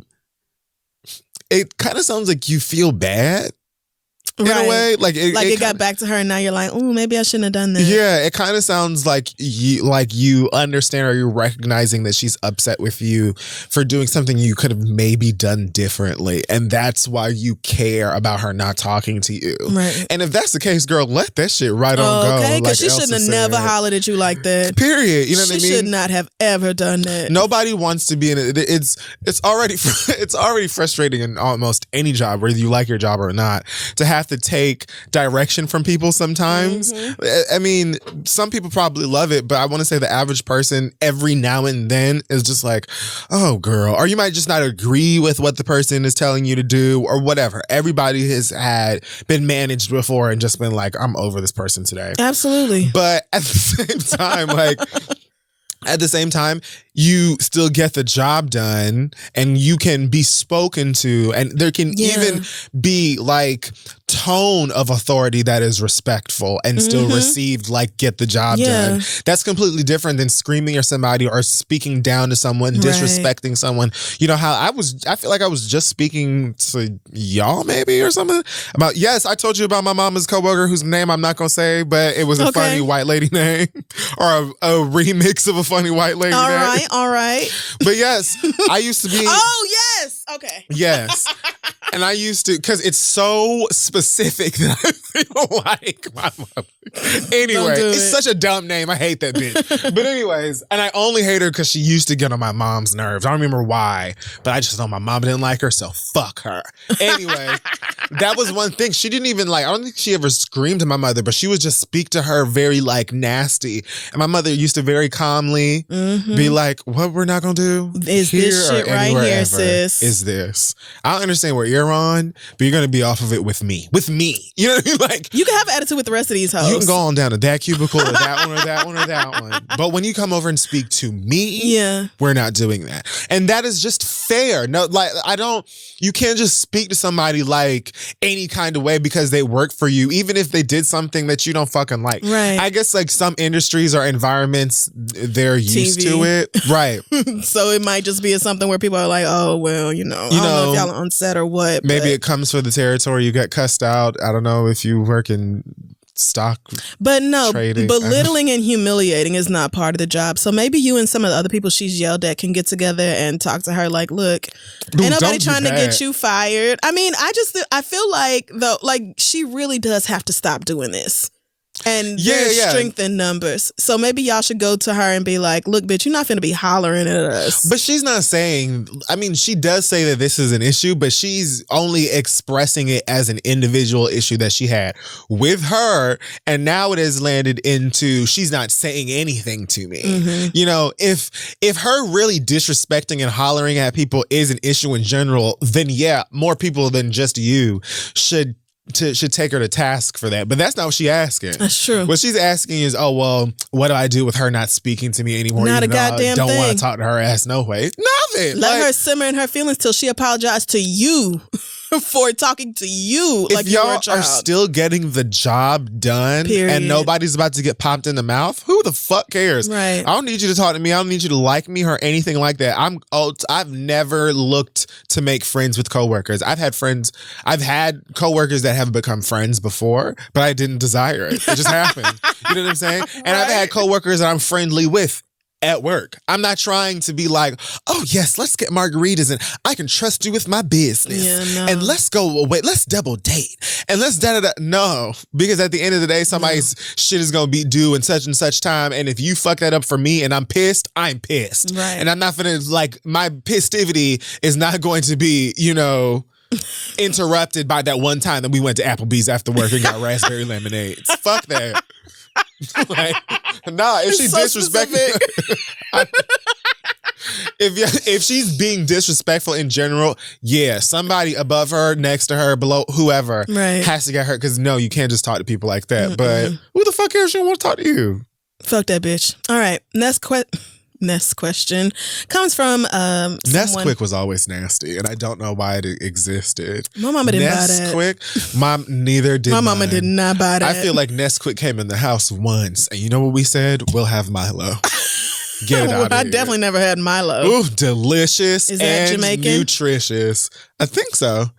I don't know if it's made in Jamaica. I want to say it is, but it's a staple of Jamaican. It's like chocolate life. powder or And, syrup? Yeah, chocolate powder with some like warm milk.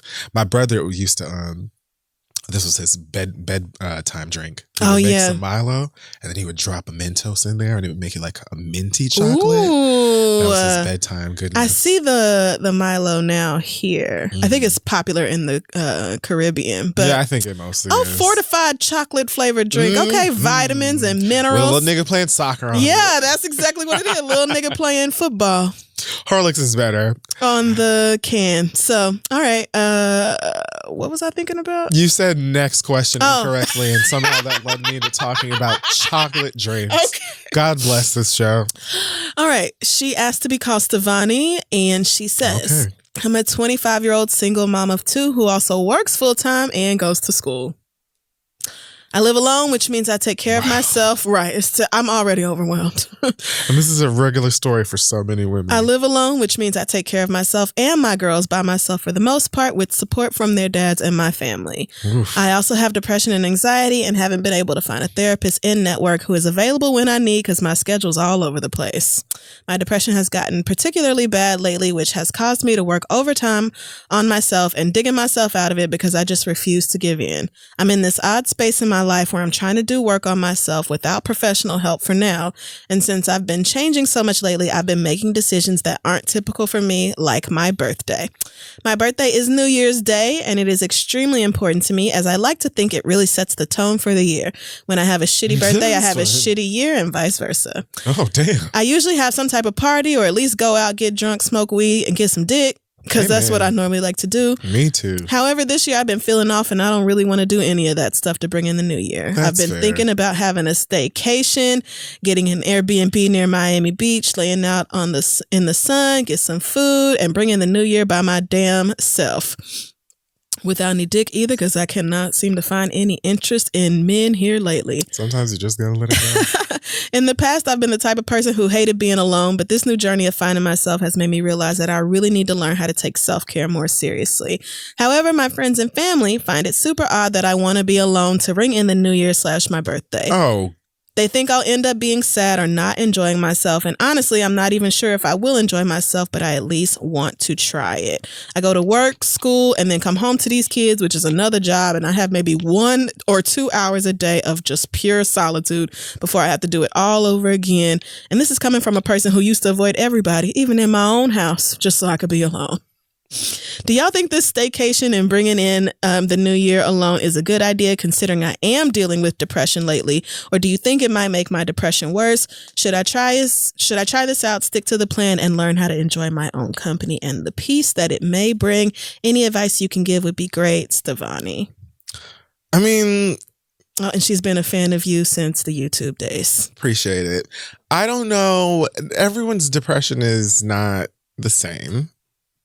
The way that people deal with depression is not the same. Mm-hmm. And I can't say which one of these things would be beneficial to you. Right. What I can say is that I try the best I can, especially as of the past few years, very few years, to be as honest as I possibly can with myself.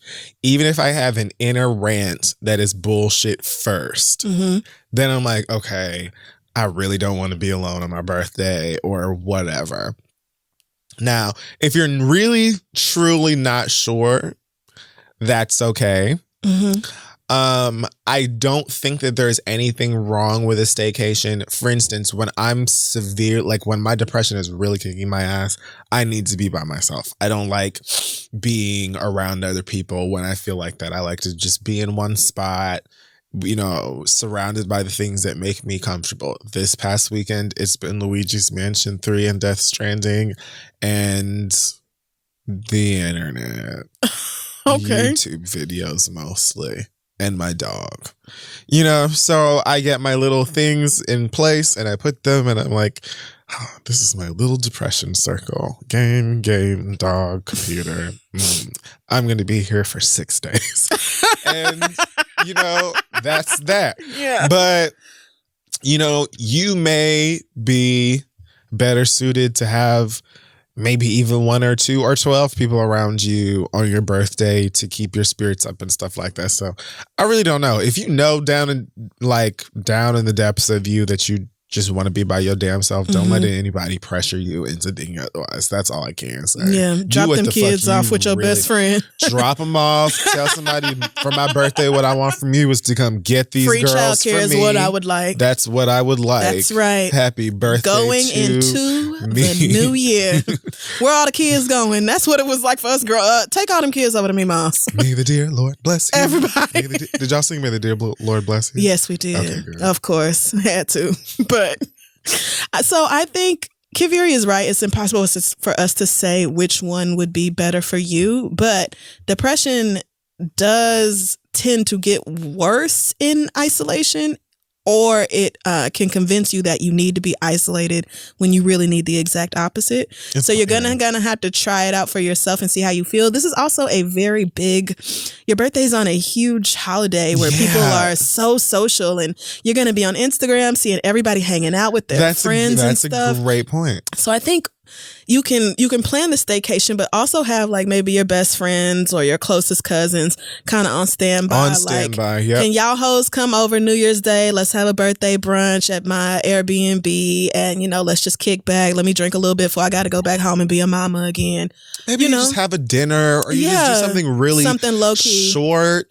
That way, it's like very confined and you can feel it out. And maybe after an hour of a drink, you have a drink and a couple of puffs and you're like, oh, I could do this for the rest of the night or a couple of days or something like that. Because you're so right. Like, first of all, your birthday is different. Iconic birthday, by the way. I love being by myself on 360 of a year's day. Yeah. But your birthday is just one of those days where sometimes you kind of feel compelled to do something or be around people. And everybody ain't like that. No. Some people are like, every birthday I've had since 16, I have sat in a room by myself and ate a cupcake.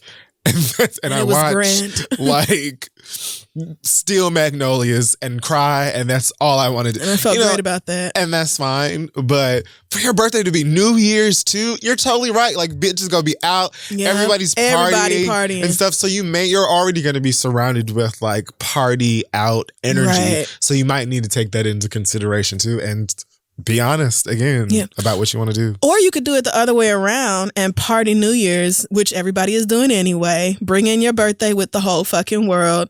And then the next day, chill out by your damn self in your Airbnb and enjoy your solitude or whatever. Like, I just want you to leave it open to flexibility, because you don't really know how you'll feel. And there have been times where I was like, oh, bitch, I don't want to do nothing. Everybody leave me alone. I'm just going to sit here in the dark and I don't want to speak or whatever. And then my friends end up forcing me to do something. And I'm like, God damn it.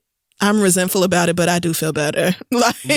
Sometimes you need to be around people, and sometimes you just need to be in your own head and figure shit out. But I think what you really need is a temporary break from being somebody's mama. And so maybe just a couple of days without them kids. Oh, yeah. Somebody got to come get them kids. Somebody got to come get them kids.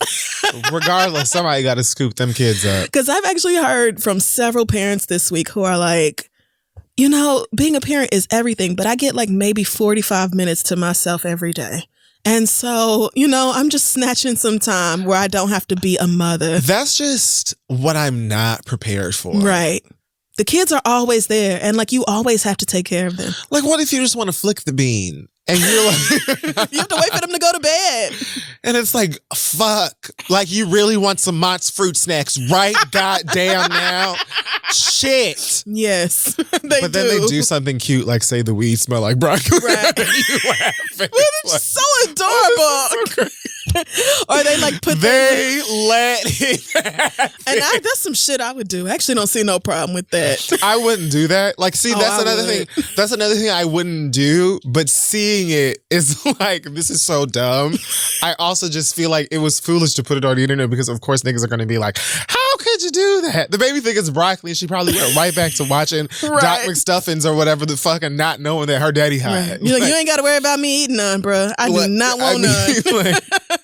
I'm so good. I would have done it. I just wouldn't have put it on the internet. But yeah, see, shit like that. Maybe you just want to smoke some weed, have drinks at 2:00 in the afternoon because it's your fucking birthday and you can do that. So keep your options open, like maybe with the people closest to you, like, you guys, I'm not really sure, but maybe this, and I think they'll understand. And good luck. Parent. Yeah, because woo, girl, you got parenthood, school, and work.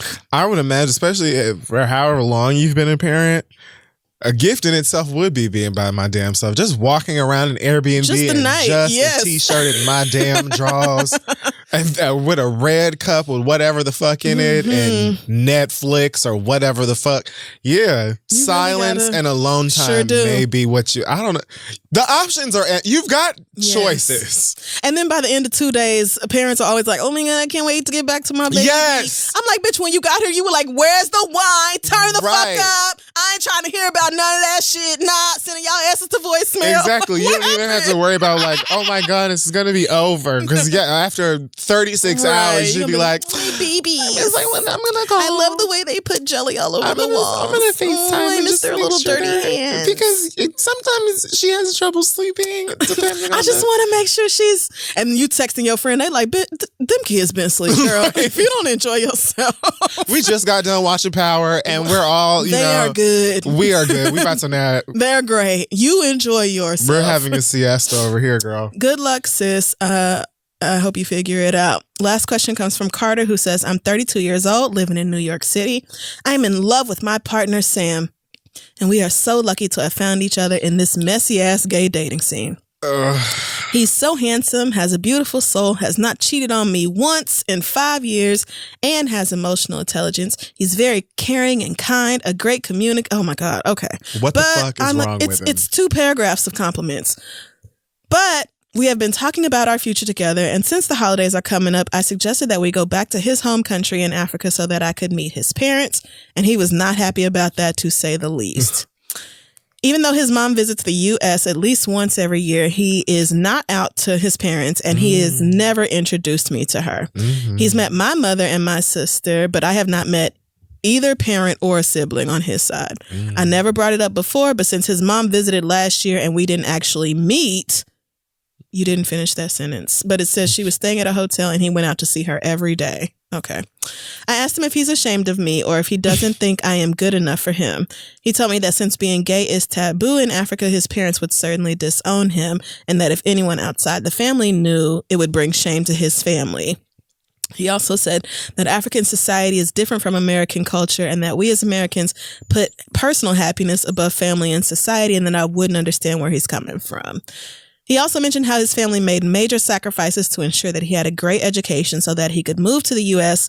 And as a firstborn son, he has some level of responsibility towards his family. Woof. He says he wants to keep his private life private and he doesn't want to humiliate his parents in this way. I just heard the long zip of baggage opening up. So much. His mom also has health issues caused by stress, and he told me that she might get worse if this information got back to her. All the big ones.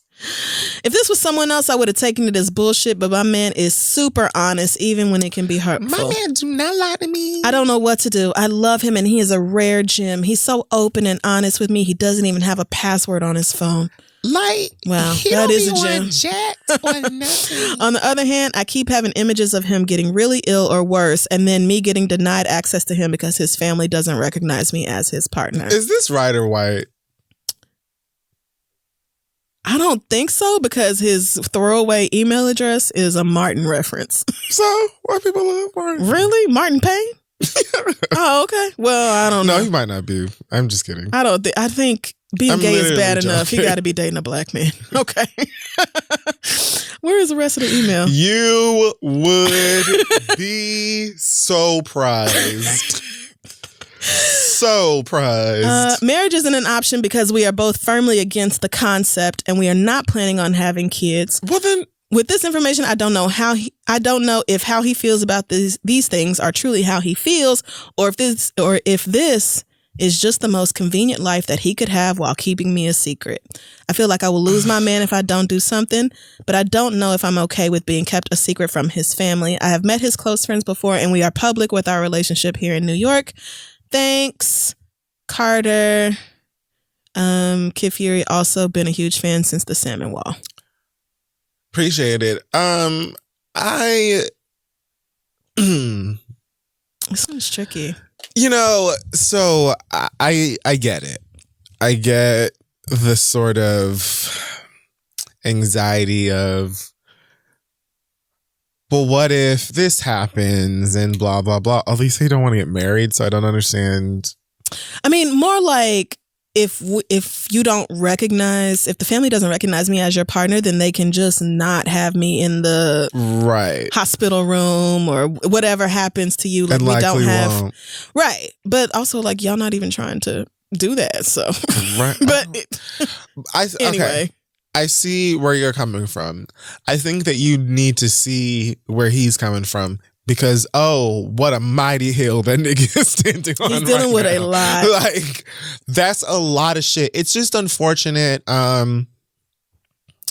It's unfortunate that so many of us, especially across the shores of this country, like, you got to think outside of if you think homophobia is bad in this motherfucking country, like, y'all bitches ain't seen a motherfucking thing. You can't just go ahead and Google. Like, we actually have it easy and we have it bad. Relatively. So, so you have to take that shit into consideration as well as like everything that he's dealing with and coming from, like, you know what I mean? Maybe one day you can get to a situation where at least there is an understanding or a compromise that you feel more comfortable with, but you can't really usher that nigga out of the closet. You shouldn't pressure him to do anything, in my opinion, to do anything in this situation, to have a conversation with them. If he's not prepared to, if y'all don't have kids together, wasn't that another thing that he said? And not going to have kids. Right. So, you know what I mean? Maybe, just be the secret? I'm not saying be the secret, but I think that maybe you shouldn't think of it that way. You know, because, I mean, essentially that's what you are, but I totally understand. I mean, but it's not, I don't know, because what I'm saying is, like, as a gay man, a gay black man, and a gay black man that is a child of Jamaicans, I just get being like, you know what? That's not a thing that everybody has, every gay or queer person has the luxury of living with. Some people just, no matter how many years of your life, no matter how much they love you individually, are never going to be ready for that. And it's unfortunate, but it's a thing you kind of have to ask yourself, I think, when you're courting someone, when you're dating someone, when whatever, like, how much can you deal with, or little maybe? Because I feel like, honestly, a person like me in that kind of situation, I really wouldn't give a fuck. And I think that it's not necessarily because of my family or history with them, because I really don't know. I don't talk to my family about any of that. Right. But I do know that, like, a year or two ago, my mother asked me if I was dating, and my mother knows I date men. So, you know, I don't know if maybe there would be a day where my family would be okay with meeting somebody that I'm with. Possibly. But I just wouldn't feel like my nigga needs to do anything to claim me. I wouldn't feel, because he's saying, like, he asked if he was ashamed of him. He's like, no, it's just that the culture is different. Look at the long list of all the shit that I just told you that I'm dealing with from my family perspective. It has nothing to do with shame. I mean, it could be, but I doubt it has nothing to do with shame as much as it is, you know, not really knowing or being prepared to. He's not ashamed of you. Yeah. There's a lot going on there, but it's not you. Yeah, that's what I'm saying. Specifically, it doesn't mean that he's ashamed of you. You know, that's just a whole lot of shit that he's dealing with that doesn't have any fucking thing to do with you. Right. And that's the thing that you got to understand or decide whether or not you're prepared for. But I'm not going to try and urge that nigga to make any decisions dealing with all of that. What I would do is hope that it gets better. And if it gets to a place where I'm just uncomfortable with it, I can't do it, then it's a wrap.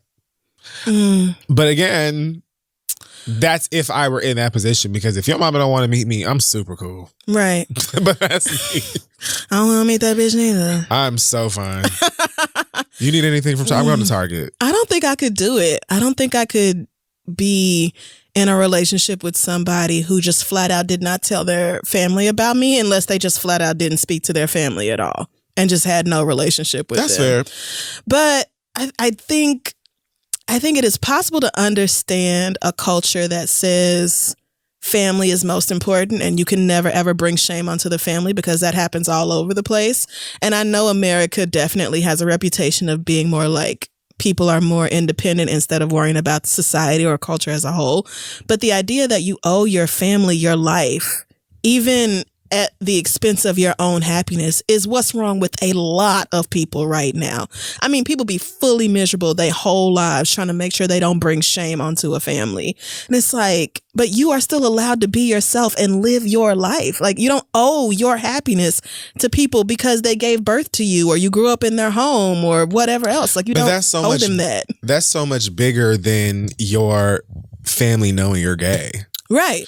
And like that is something that's something that you can converse about. That's something that you can like dive into and practice, and that can lead to you being like, you know, well, you're so right. And on this gay shit, they can go, you know, if they have a problem with that, fuck that too. But I'm not going to be like, I want your family to know about me because I don't want to feel like you're ashamed of me or I don't want to feel like a secret, because it's way deeper than that. Mm-hmm. So what you are saying is spot on in my eyes, because I don't think the letter writer should be taking all this personally. Right. Yeah, that's what I'm saying. Harder.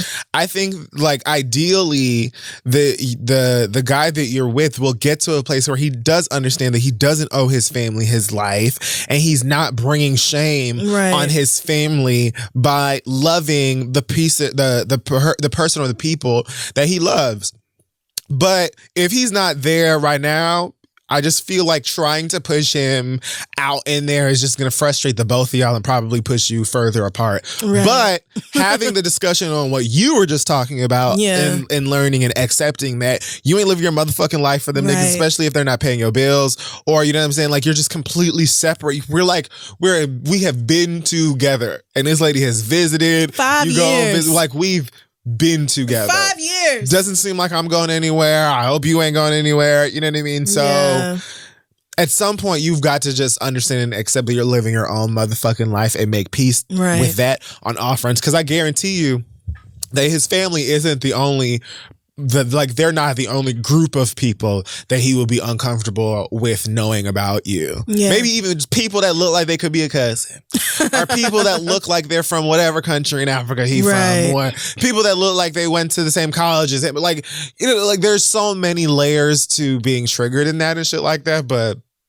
I'm not trying to push nobody out nowhere. I'd rather just be like, you know what, I'm not going to do this. Yeah, I think if y'all are determined to commit to each other, he's gonna have to do something like get a will and have it notarized and filed with the state and all that. You be thinking about all the good stuff. Well, because I'm just thinking like if because my mind would have never went to that. If the worst of the worst happens and your ass is at Mount Sinai and I can't come in and see you and your mom and them is flying over from, I'll just say Nigeria or whatever, and they just completely, I can't even talk to them about coming in the room because they don't even know I exist. Like, okay, you can be patient with your man while he's dealing with this, because like Kid Fury said, this is huge baggage and he has got a long way to go to unpacking this shit, because family shit is the hardest shit to get over. It's just your foundation is the hardest thing to change about yourself. He's talking about how they've impacted his education, what his mom is dealing with mama's so sick now, and all of that other stuff. They sacrifice so much. All that is great. It's like a quicksand of issues. But you being gay is not a shame or a pox upon the family. Like that's their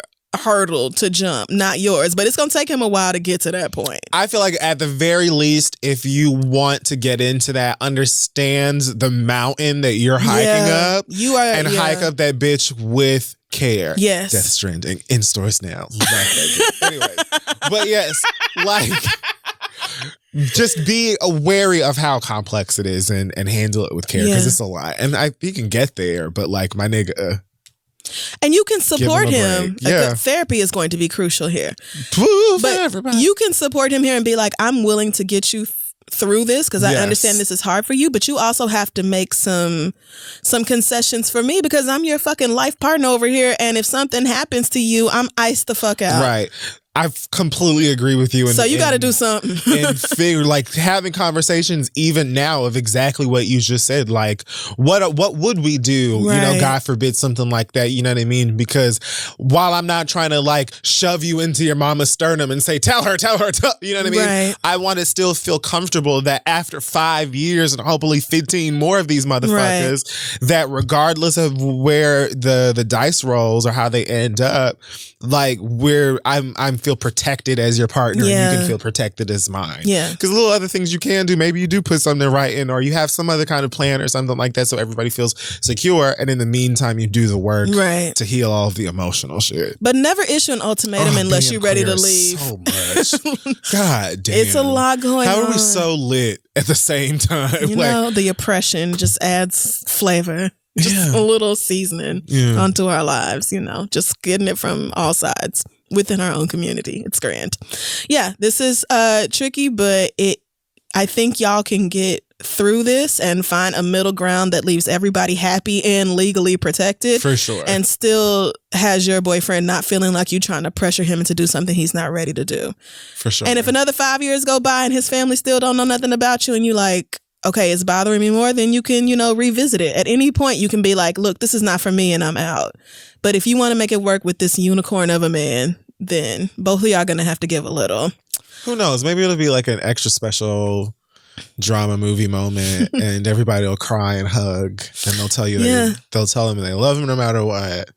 And who knows? You never know. I was going to say they'll be at the wedding, but I don't want. Y'all don't want to get married. They'll be at the housewarming when y'all get y'all's co-op in Brooklyn. I just pictured them premiering like a dog. They just got her something. Oh Lord, whatever. Yes, a brownstone sounds right. About there you go. All right, sounds close. Good luck to y'all. Send your questions to asktheread@gmail.com. We'll be right back. So you remember that idea that you had about starting a pancake truck where you make this pancake art on the street you sell to people, and all of the pancake art is visions of your boyfriend dying? Well, I feel like in order for you to really get that pancake truck idea off of the ground, it needs a website. You should go to squarespace.com where you can turn that idea into a reality. Are you proud? What do I be talking about?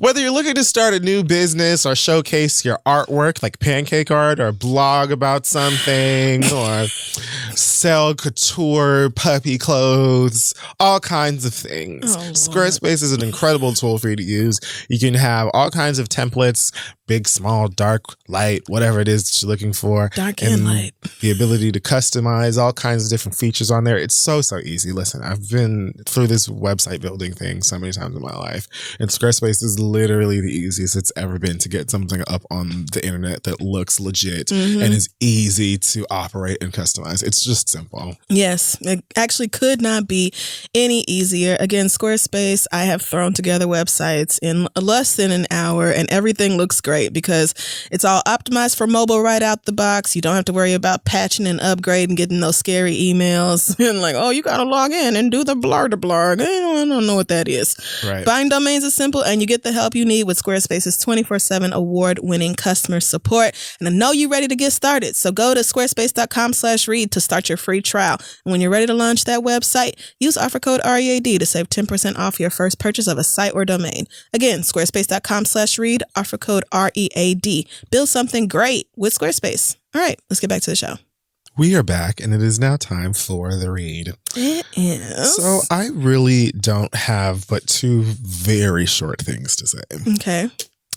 One, I'm not trying the sandwich. Never want it. I'm never eating it. I'm never going to eat it. I don't care if it's still there a year, 2 years from now when things have slowed down and we're just in the airport or some shit and there it is. I am never eating that fucking sandwich now. You've all ruined it. You have ruined it. Niggas getting stabbed and killed. Niggas selling sandwiches as a side hustle that work at how the fuck you niggas got a chicken sandwich black market IG page. I don't know. I am so goddamn fed up with the discussion of this sandwich. Disrespecting employees, fist fighting. I don't even want it. You have ruined it for me. Thank you. Other than that, very, very quickly, I just wanted to say, to those of you who work at like Duane Reade, Walgreens, CVS, and those places in cities like this, I don't want to have to come and ask you to unlock the damn toothpaste for me. I don't want to have to come and look for you and ask you to get me some medicine out of the thing that's locked up. But I do it ever so kindly and respectfully every time. Can you ever so kindly and respectfully just return the favor for me? Nigga, I don't want you to have to do this either. I don't know why you in this position, you know what I'm saying? It's not your fault that some likely white kids have found out ways to huff NyQuil or whatever the fuck. And, you know what I'm saying? People coming in here stealing Aveeno and whatever, and Sensodyne. And I'm like, you are not the reason that they have had to put lock and key on these products. Right. Neither am I. Right. I simply need some Mucinex. You don't have to roll your eyes because I came to you and asked you if you can do your job in assisting me. My nigga, I'm congested. I need some medicine. Unfortunately, the only way for me to get it is for you to unlock the thing for me. I don't want you to have to leave some shit that you already didn't want to fucking do to come do this other fucking thing that you don't want to do. But you know what? I can't breathe. You are just... So let's just work together in our mutual annoyance and be kind to one another in this moment. So that I can get the products I need and I can get out of here and you can get back to what you were doing and hopefully clock out soon and we can all get... I have had a nigga who I believe was a manager literally roll his eyes at me because I asked him to unlock the goddamn cabinets in this bitch and just pass me some acetaminophen. Acetaminophen. There we go. Whatever that fit that. Bitch, why must you have an attitude like... Right. God damn, nigga, I don't want you to have to do it. Do you know how badly I wish I could have just grabbed the fucking Mucinex? Right. You know how bad I wish I could have just picked up my body wash and taken my nigger ass out of this fucking establishment without talking to you, bitch? I would have loved to. Here we are with the rules. So can we just do this? Right. Thank you. I've never walked up to none of these bitches and been like, get your ragged, black, lowly, peasanted ass over here and get... I said, excuse me, I need some, can I get some... it's in the locked, it's in the cabinet. Wow. Sucking teeth and everything. Well, let me just lay down and die then. The same thing happened to me. It was either a Friday or a Saturday. I don't remember which day exactly, but the Whole Foods on 125th locks up the Manuka honey now.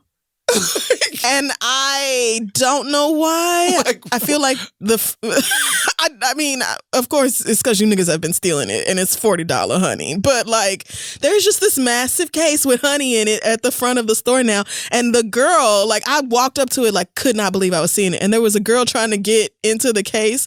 And the Whole Foods worker had the same kind of attitude. And I'm like, but y'all locked it up. But I need it. I was looking for that. Fran said, that's the honey I need. So I came here for that. You got an attitude with me. I didn't ask you to lock it up. It's available for purchase. Like, I'm sorry you work here. I need it. You know what I'm saying? Like, I'm not even trying to fight with you. I don't, like, I don't feel like I should be the one who gets the sucked teeth and the rolled eyes and all of that. This feels like something to bring up maybe in like a meeting or an Okay. email to someone. Because again, if I could just grab my toothpaste and bounce, Okay. I would love to do that. Would do that. But unfortunately, something has made it so y'all gotta lock this bitch up first and I gotta come talk to you about it. Yes. There's not even like a button that can be pushed or something. You know how sometimes you'd be like, you hit a button in Target or someplace, I don't know, Right. and they'd be like, And assistance needed in Advil. Right. Yep. I gotta come and find you. Right. And ask you for the favor. And then you mad at me. But like, sir, I just need medicine. Right. I mean, and the CVS and the Dwayne Reed in the hood got the fucking Advil and Tylenol locked up. Not the store brand, but just regular ass Tylenol. Why is that behind lock and key? Are you kidding? I mean, if they want to boost some Advil, they're going to do it. It's getting done. I guess, girls. Maybe not here, but like, can I have some? Right. You ain't got to be mad at me because I asked for the product that you have the key for. Like, I didn't ask for this. I'm sorry. Yeah, it's like I asked you for a job, or like if I asked you like for money to give me $5. your job, right? Sir, may I please have the shoes off of your feet and the shirt on your back, please? Thanks so much. Oh, I just wanted my Crest. Can I go? Like, that's literally it. I just need some toothpaste. I'm a bit congested, runny eyes, runny nose, all of those things. And it's right there displayed that this will help me for it.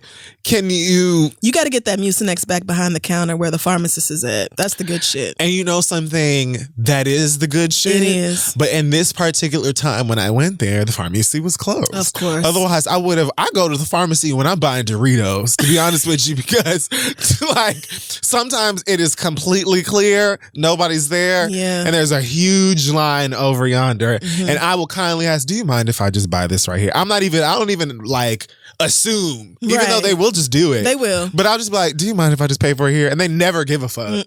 So girl, if I'm looking for some Mucinex, odds are I'm just going to go up to the fucking pharmacy, but they close at 7, 8 or whatever. Oh, okay. And this is a 24-hour establishment. Right. So girl, just level with me. Like, level with me. I know you don't want to do it. I don't want you to, but I just need it. And oh Lord, I'm going to give you money for it. Look. I'm not asking you to donate the medication to me. I'm actually fully willing to pay for it. I just would like to have it because I feel like hot garbage. Oh my God. Like, I'm already sick. Right. I already don't feel well. Here you are making me feel worse for asking you for something to like make I didn't me deserve. feel better. Oh. That's it. That's all I have. Okay. Well, there's a lot of things I could talk about this week. Erica Mena and Safari really almost got it. I'm just gonna, like you mentioned, 2 quick things. First, I want to say rest in peace to Alexis Crawford. She's a Clark Atlanta student who was found dead. Her roommate and her roommate's boyfriend have been charged with her murder. Just a few days before she went missing, she filed a police report against the boyfriend, talking about like unwanted sexual conduct, kissing and touching on her and all this. So we don't have all the details yet, but I just wanted to say, I hate that this story even exists, of course. I hate how common it is.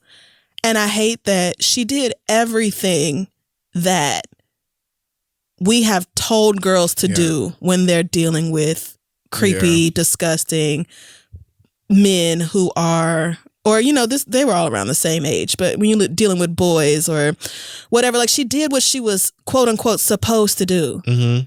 She filed the police report. Like she tried to take care of herself. She tried to distance herself and she still ended up dead. So I just want to say, Alexis, I am so sorry that this happened to you. I am so sorry that we live in a culture where men feel entitled to women and like it's okay for them to be violent and to violently react when they are rebuffed or embarrassed or whatever else. And I just want to say rest in peace. And to Alexis's roommate who has been charged, I think her name is Jordan, 21-year-old girl who is probably going to be in prison for the rest of her days behind a nigga who has nothing and other than, a rap sheet longer than her whole fucking body because he's been getting arrested since the day he turned 18.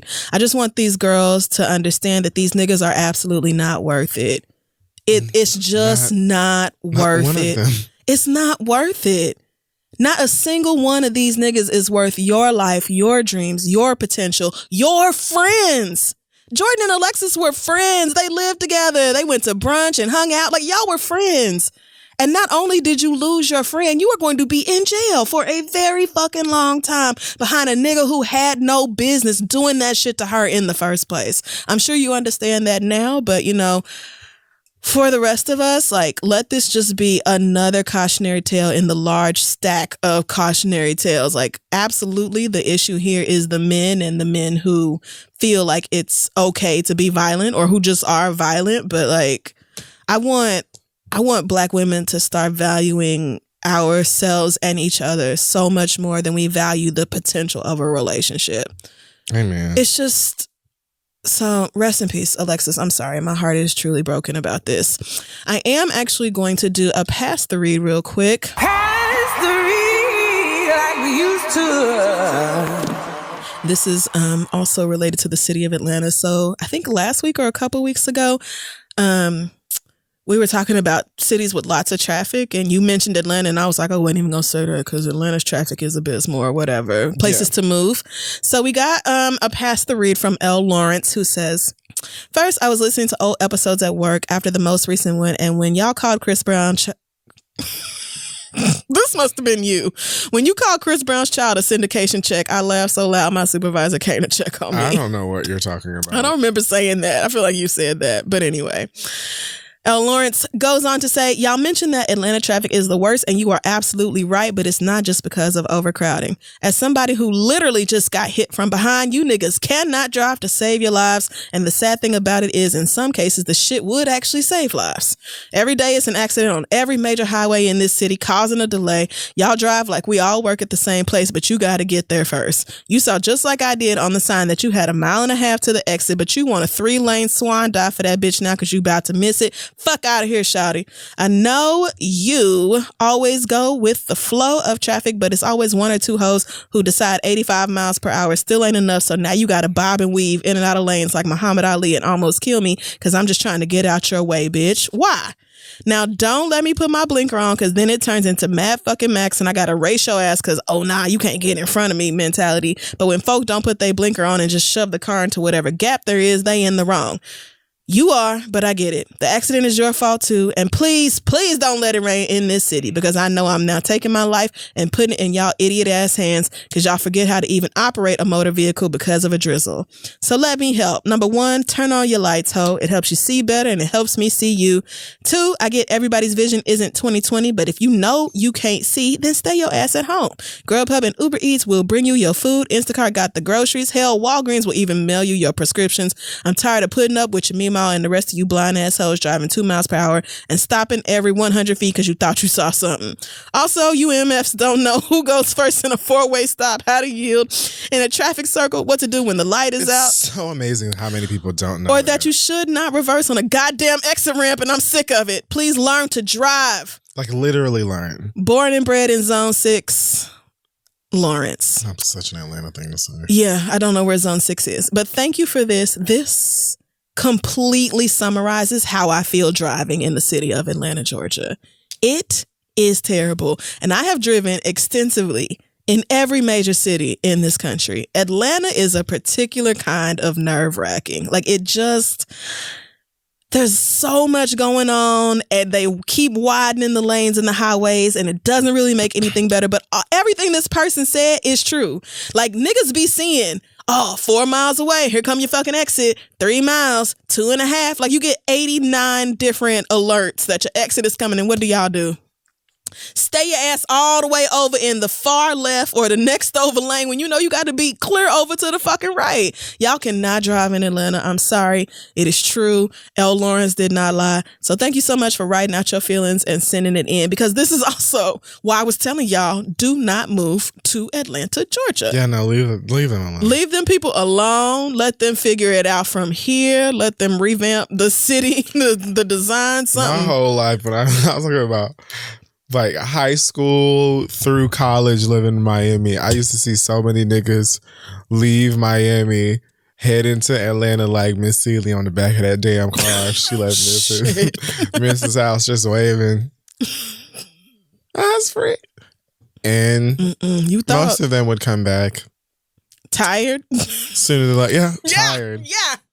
It'll stress you the fuck out. Atlanta is like the one city I won't drive high in. Niggas just moved to Atlanta because the cost of living was always cheaper than where we were and things like that. But there was like, girl, first of all, people been there forever. You're not considering the fact that you have to adjust to a whole ass other city or whatnot. And you still have to like work. Like, girl, you know what I mean? Lord. Like the girls would just be like not doing nothing, not expecting anything, not aspiring to anything, then feeling like Atlanta could save their motherfucking lives because the little bit of money that they do somehow magically find to come together was going to be, you know, it was going to buy a mansion for them in Atlanta. If you don't leave them goddamn people alone and go back home and figure your shit out. Please do. So thank you so much, Lawrence. If you have a read that you'd like to pass, you can send that to passtheread@gmail.com or even asktheread@gmail.com. Doesn't really matter. But thank you so much for sending that in. And I think that's going to wrap up this week's episode. You can check us out on social media at This Is The Read. Our website is thisistheread.com. Do not forget to check out our great sponsor, ThredUp. That's right. ThredUp has got the clothes you need at the prices you love. I don't know why I decided to remix that.